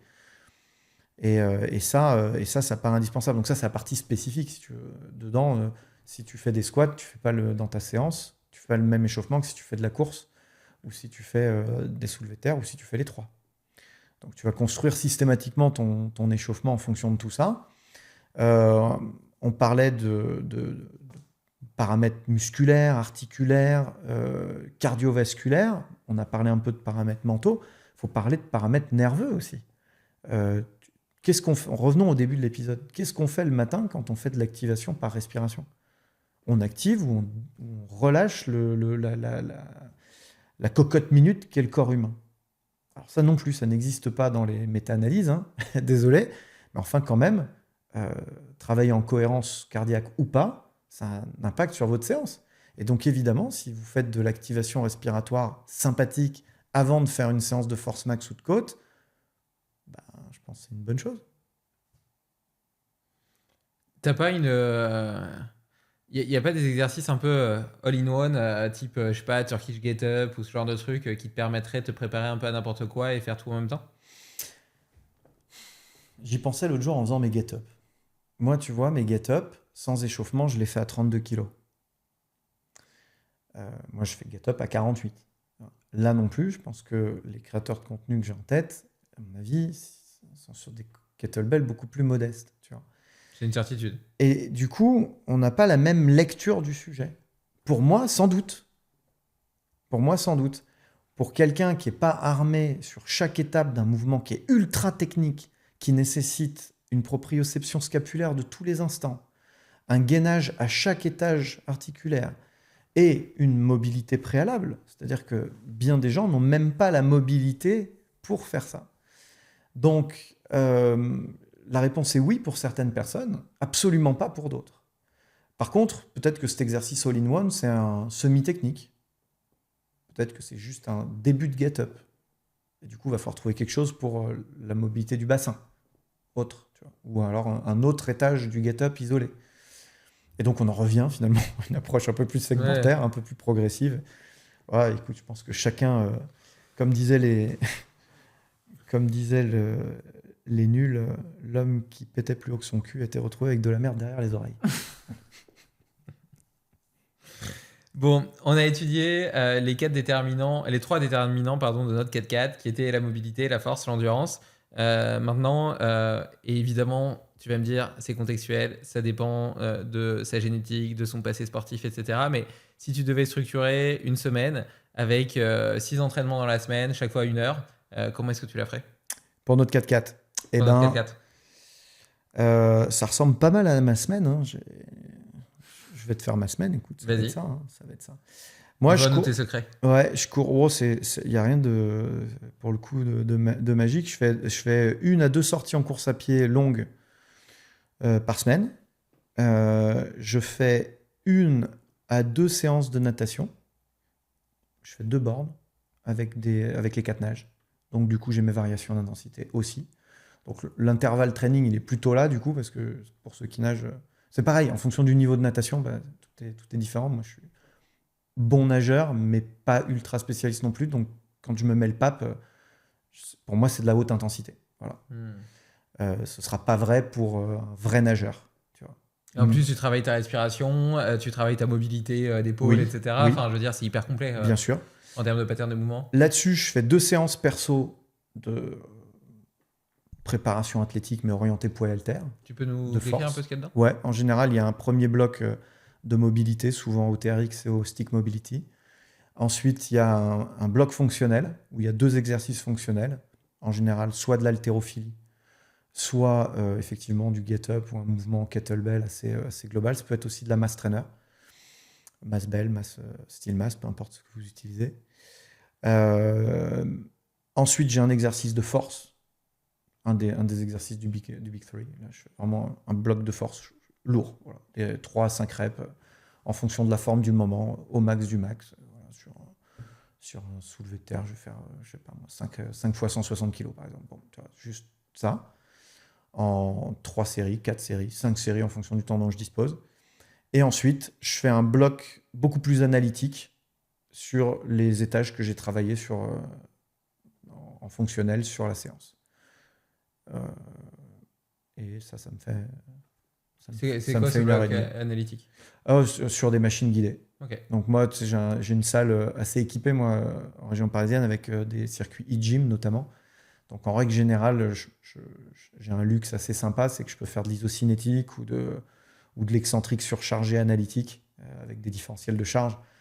Donc je finis là-dessus en général. Je fais 3 exercices guidés à la fin de chaque séance. Ok, donc 2 sorties longues de course à pied, 2 séances de natation qui sont plutôt fractionnées, 2 séances de muscu avec à l'intérieur de la mobilité, des blocs plutôt fonctionnels et des blocs plutôt force avec des exercices accessoires plutôt un peu hypertrophiques. C'est ça. Et ce qui peut se passer parfois, c'est si je fais sauter une séance de natation ou de course, ça peut être au profit d'une séance de jiu-jitsu brésilien ou d'escalade.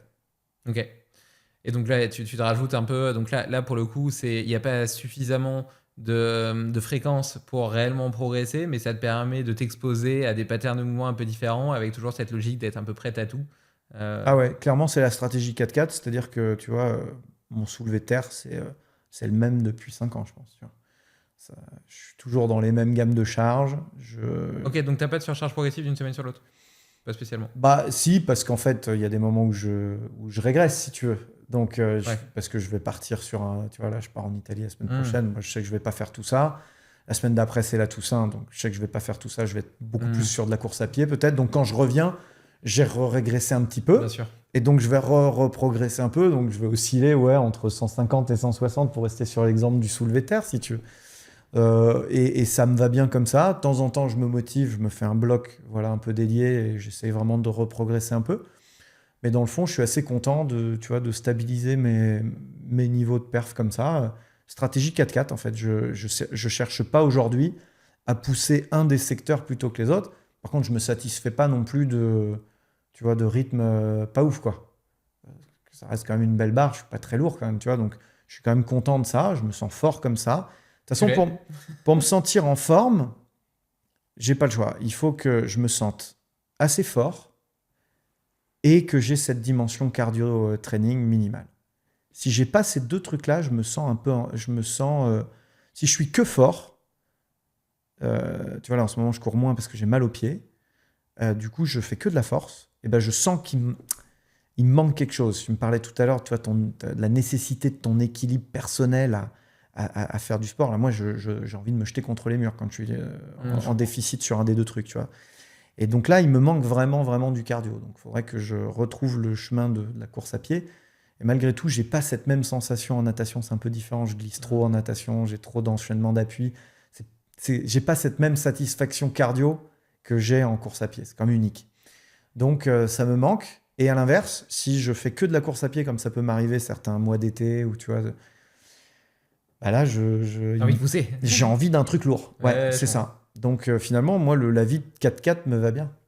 Et tu disais que tu avais écrit 11 livres tout à l'heure, tu as cité des formations en ligne, etc. Est-ce que si certains de nos auditeurs ont envie de s'entraîner un peu comme toi sur la partie plutôt prépa physique, sur la structuration de tes séances, là, telles que tu les décrivais, il y a un livre ou un contenu, une formation que tu peux conseiller? Non, pas vraiment, parce que Oui, c'est spécifique. Mais... c'est vraiment un assemblage. Là où je vais pas dans le détail, c'est que je vous ai donné les exercices et globalement les intensités que je vise. Après, évidemment, je me fais quand même des thématiques cycliques dans les méthodos. Tu vois, la, la partie force, de temps en temps, je vais la faire en isométrie. La partie haltéro, je vais la faire en pyramide ou pas. Je vais la faire en contraste de charge. Je vais mettre de la variété aussi dans mon programme, mais pas tant autour de l'intention des patterns, comme on était pas mal là-dessus, que des méthodes. Tu vois, c'est plus pour varier ça. Donc du coup, c'est plutôt un assemblage. Tu vois, c'est-à-dire que la partie mobilité dont j'ai pas parlé, qui se fait pour le coup devant Netflix le soir, quand il me reste encore un petit peu d'énergie pour regarder un truc à la télé, bah, effectivement, on sort le tapis, je dis on parce que ma femme a fait pareil. On sort le tapis, les pistolets de massage, les rouleaux, les élastiques, les trucs, et puis ça se transforme en grande séance de mobilité en regardant la série. Ça, c'est l'art du mouvement. Qui n'est pas Becoming Supple Leopard.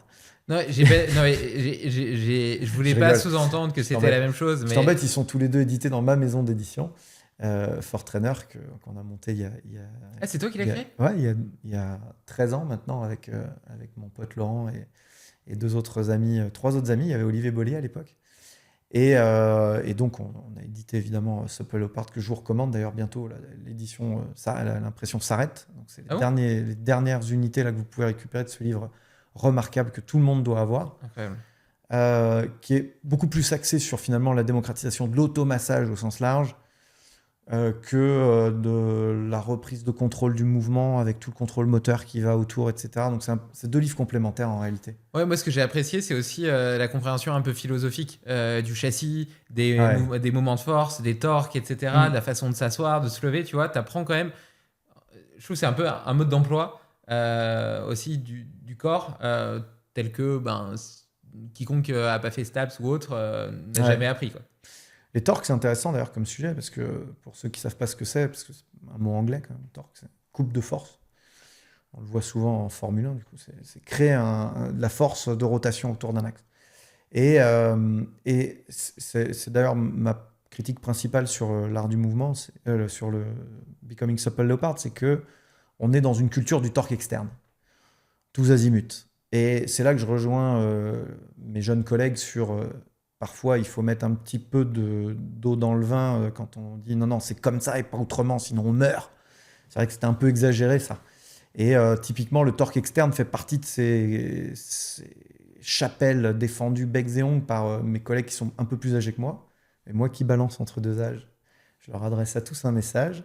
Je pense que le torque externe, c'est une approche du mouvement qui est très efficace en force athlétique et notamment en squat. Parce qu'effectivement, créer de la force de rotation autour du pied en vissant le tibia péroné dans le pied, ça a vachement de sens. Chercher à tordre la barre, tous ces conseils qu'on vous donne, tordez la barre, voilà, sur une traction par exemple, torque externe, je vais prendre une prise large, surtout pas en supination, pas en dessous, mais en pronation par-dessus, en montant le menton au-delà de la barre, tout ça, c'est des consignes de torque externe. Et c'est un parti pris, parce qu'en fait, rien ne nous interdit de faire un torque interne à la traction, en prenant une belle supination, bien en biceps, en amenant bien le front, un truc bien laid, mais qui est ultra spécifique à plein de gens déjà, et à plein de disciplines d'autre part. Et donc, on va juste pas développer les mêmes chaînes musculaires de la même manière, et il n'y a pas de problème. De la même manière que sur un squat, un front squat par exemple, où on va justement, comme je le disais tout à l'heure, faire une flexion de genou interne, un valgus en créant de la force. En réalité, qu'est-ce que je fais? Je crée du torque interne. Tu vois, et encore une fois, il faut distinguer ça, le torque interne où je génère de la force, où je crée de la force, il n'y a pas de problème. De celui qui est subi par compensation. De celui qui est subi parce qu'une cheville ne plie pas. Hein, ça n'a rien à voir, effectivement. Et c'est vrai que Keith Starrett, un peu arc-bouté sur le torque externe, il s'est beaucoup fighté avec un autre auteur que j'aime beaucoup, qui s'appelle Julien Pinault. Ah oui, que j'ai reçu sur le podcast aussi d'ailleurs. Ok, qui lui est pro-torque interne, enfin pro-torque tout court d'ailleurs, parce que lui, il dit qu'il est plus branché torque interne, mais en réalité, il est capable, encore une fois, il est capable de tout faire. Et c'est ça, je pense, le but, c'est d'être capable de tout faire, et puis après, on choisit. Est-ce qu'il y a des exercices, que ce soit des exercices de force, d'endurance, de mobilité, de massage ou autres, qui te semblent indispensables, qui sont peut-être méconnus ou connus, mais justement, parfois, tu vois, les choses les plus simples et les plus connues, comme elles sont pas suffisamment originales, passent, enfin, tu vois, un truc tout con, je sais pas, la marche par exemple, c'est génial de marcher. Et ben, comme c'est hyper simple et pas très intéressant, bah, on n'en parle jamais, tu vois.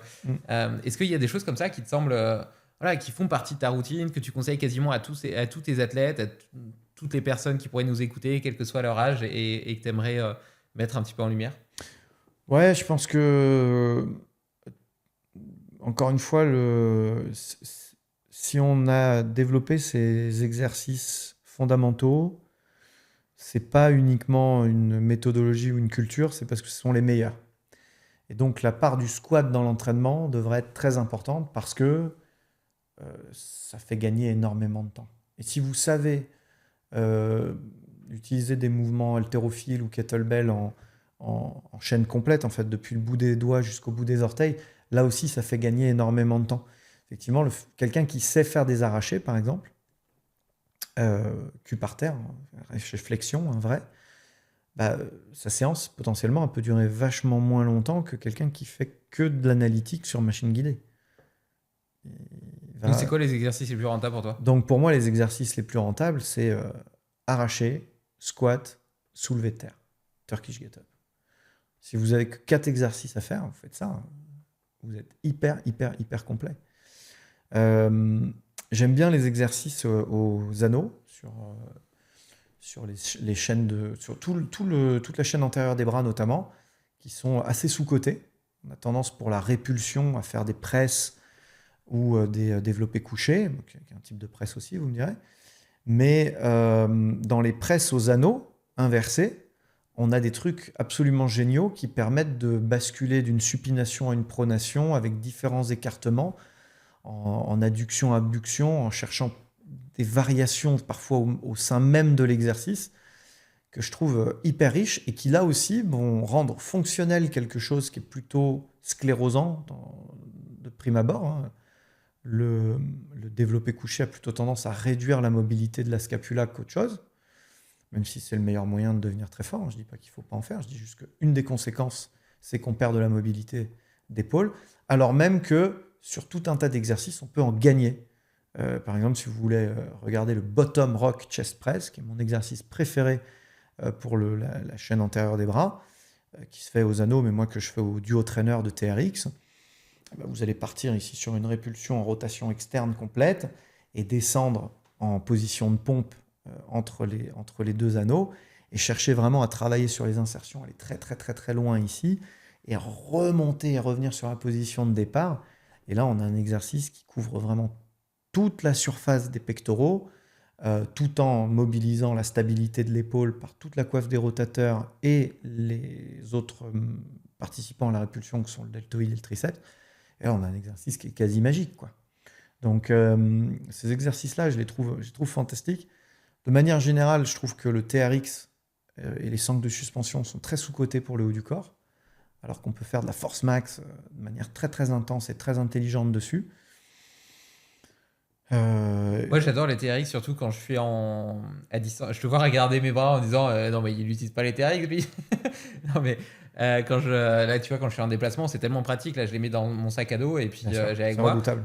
Par contre, comment tu fais de la force max avec?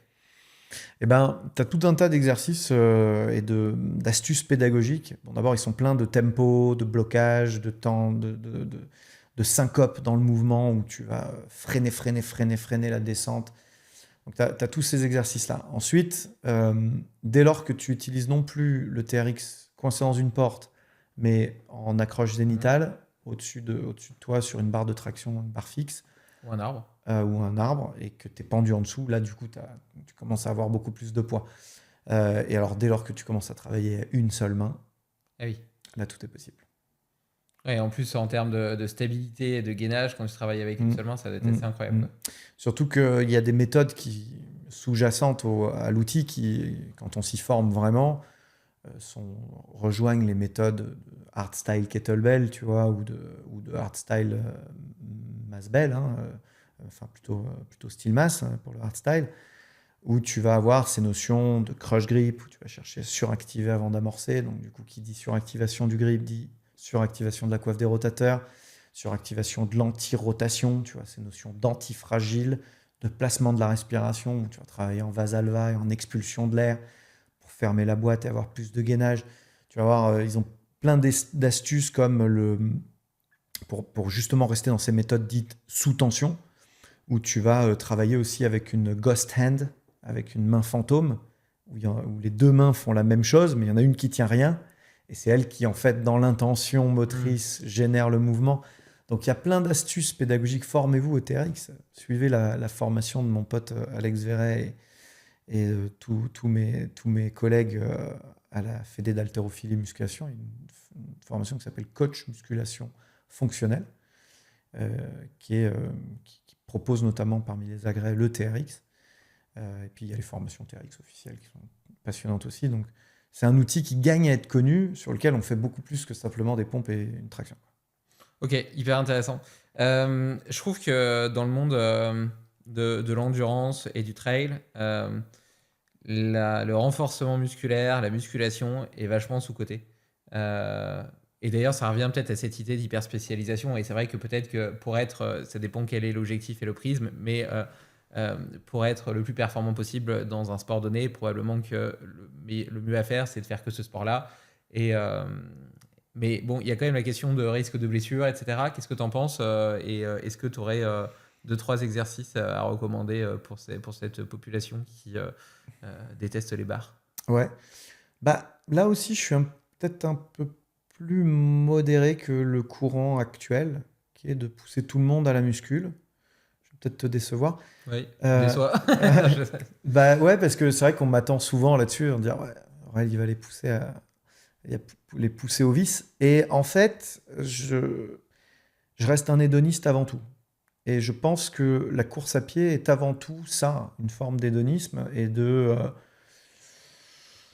il y a un rapport émotionnel un peu magique à la course à pied qui va de la promenade finalement à la contrainte physiologique, tu vois, l'exploration de l'environnement comme la maîtrise de son corps et de tous les facteurs entraînables de la physiologie humaine. C'est cette espèce d'alchimie un peu folle qui fait que les gens aiment courir. Et c'est pas ça qui pousse les gens à aimer la musculation. Ce qui pousse les gens à aimer la musculation, c'est de se sentir fort, ancré, stable, indéformable. On n'est pas du tout sur les mêmes repères de plaisir. Et je comprends que chacun voit midi à sa porte. Moi, j'aime les deux, donc je suis un peu hybride en la matière.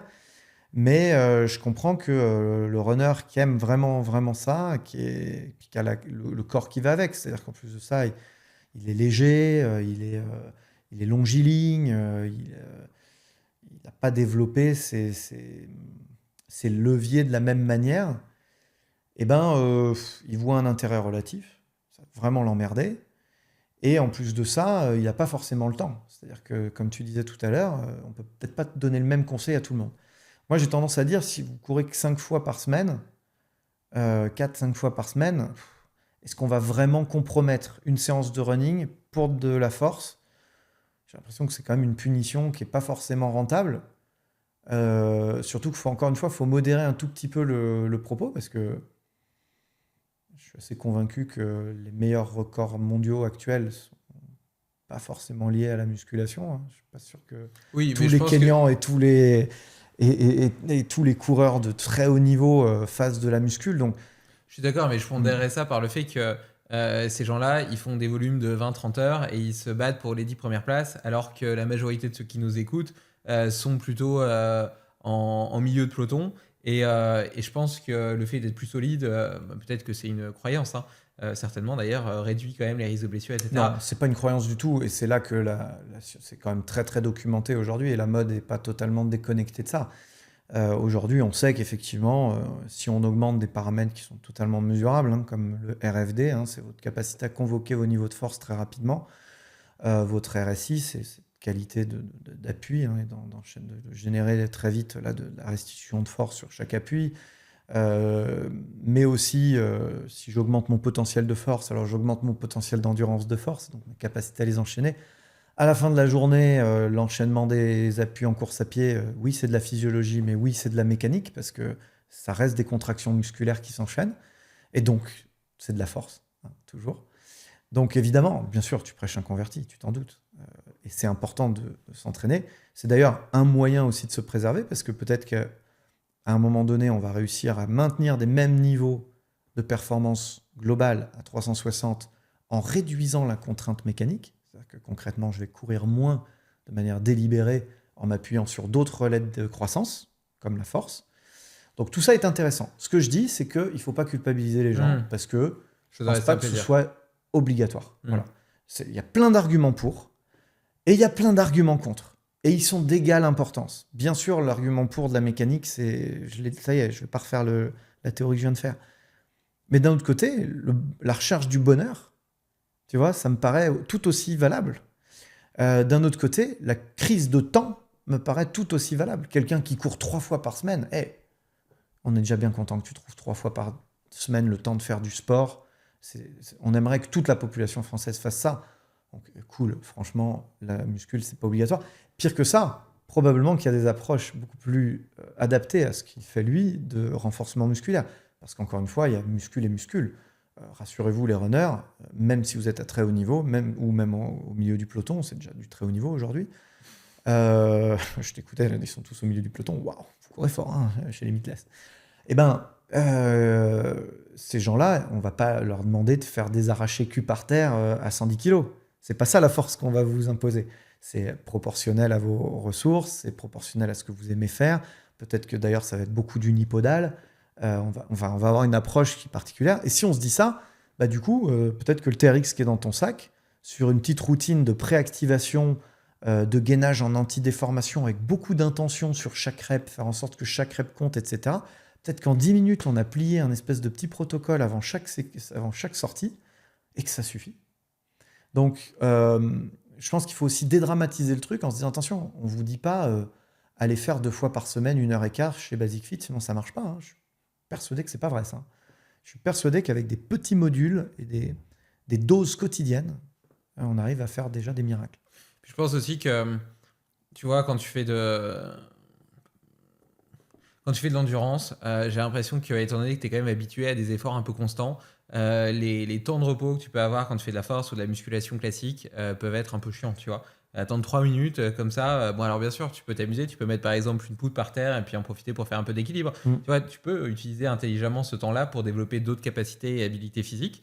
Mais peut-être que des modes d'entraînement en EMOM, en superset avec des antagonistes par exemple, ça te permet d'avoir une séance qui est plus condensée, donc qui va prendre moins de temps, et en même temps qui est plus stimulante parce que l'impact métabolique sera un peu plus activateur, quoi. Tu vas encore remplir les rangs de l'Irox, là.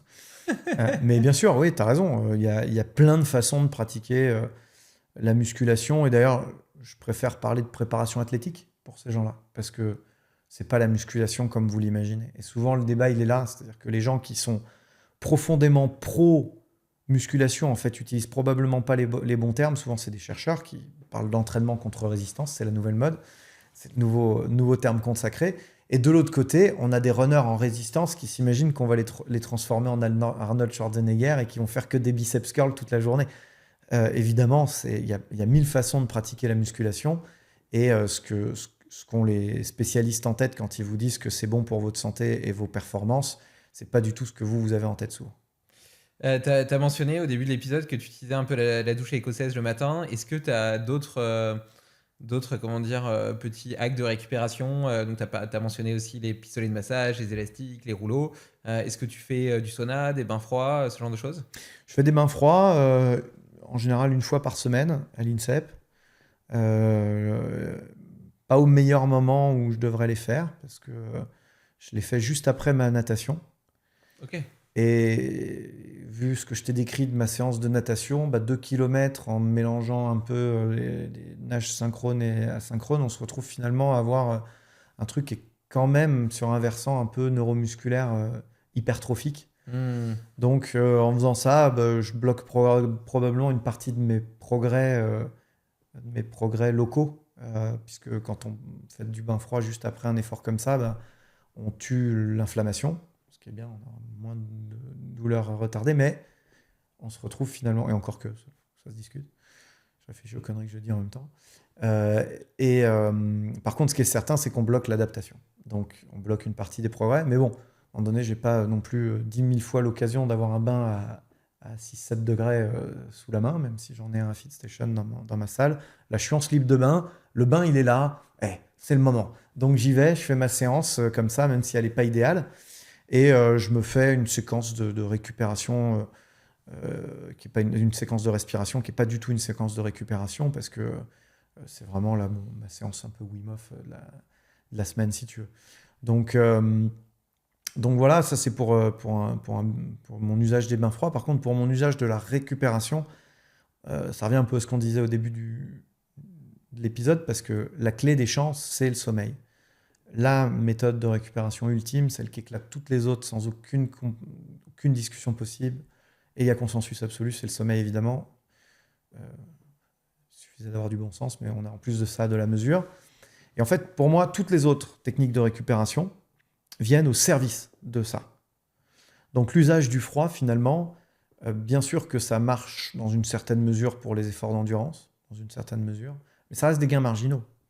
Alors que le fait que le froid favorise l'endormissement, ça, c'est pas un gain marginal. Complètement. Et donc, finalement, tout est un peu là. Et dans l'utilisation des temps de trajet ou des temps morts, on va dire. C'est-à-dire que je vais faire mes automassages et ma respi, je vais souvent le faire le soir, comme je disais, devant une série débile. Tu vois, donc, par exemple, pendant ta série, tu vas te faire une respiration carrée. Ouais, tu te mets un petit bip sur ta montre pour peut-être pas avoir besoin de le compter dans ta tête. Même pas, je compte pas. Ok. Au bout d'un moment, tu arrives à avoir une espèce de rythme un peu instinctif aussi. Et donc, potentiellement, pendant 1 heure, comme ça, ton respiration carrée. Ouais, c'est ça. Alors, des fois, je loupe quelques moments clés, je loupe quelques twists de la série. Faut pas que je prenne une série trop compliquée. Mais c'est pas très grave. C'est un temps pour moi. J'aime bien écouter que d'une oreille, des âneries aussi de temps en temps. C'est intéressant. Et puis voilà, c'est ça, finir sur une douche de froid, sur une touche de froid, la douche avant d'aller se coucher, tu vois, plutôt que d'arriver tout chaud, tout bouillant, ou alors tout gelé, qui sont 2 erreurs courantes qui vont perturber le sommeil. Faire un espèce d'hybride où tu as une douche chaude normale, qui te permet de te laver, accessoirement c'est pas mal, et tu finis juste sur une touche de froid. C'était Chris Oswirth qui m'avait appris ça à l'INSEP, l'ancien directeur de la recherche. Et du coup, tu envoies le message au cerveau que ça y est, c'est le moment d'aller se coucher, c'est le moment de dormir. Et ça aussi, c'est un facteur qui favorise l'endormissement. Et sur l'aspect nutrition, tu as commencé à l'évoquer un petit peu tout à l'heure en disant que tu faisais attention à ton apport protéique. Est-ce que tu veux nous en dire un peu plus? Ouais, c'est vrai que ça commence à être très documenté aussi, ça. Pareil, parmi les âneries qu'on entend sur les réseaux, c'est que la prise de protéines abîme les reins. Aucun élément qui permet de croire ça. En fait, ce qui est très documenté, c'est que si effectivement on a des insuffisances rénales, il faut surveiller son apport protéique, mais enfin, c'est très différent Bien sûr.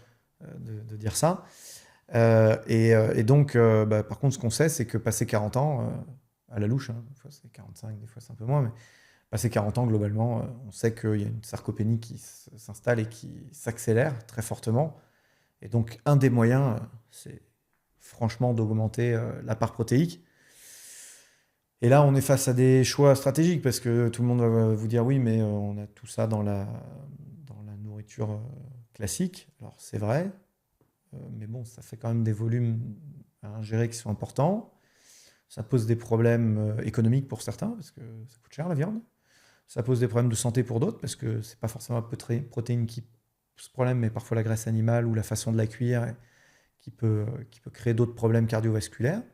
Donc, c'est un autre sujet.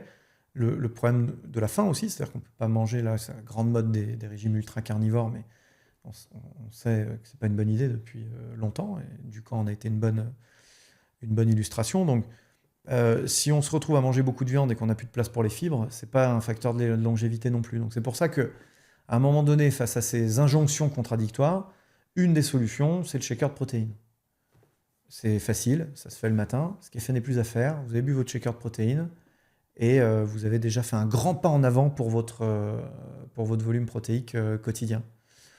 Donc mon conseil, c'est ça, c'est de l'augmenter de manière équilibrée entre les apports naturels et un shaker de prot qui va finalement venir toute la journée, parce que pareil, on parle de la fenêtre métabolique tout le temps, en disant, ouais, si on laisse passer les 30 minutes, bon, ça aussi on sait que c'était ça a été débunké. C'était un peu interprété, ouais, c'est ça, c'était un peu interprété.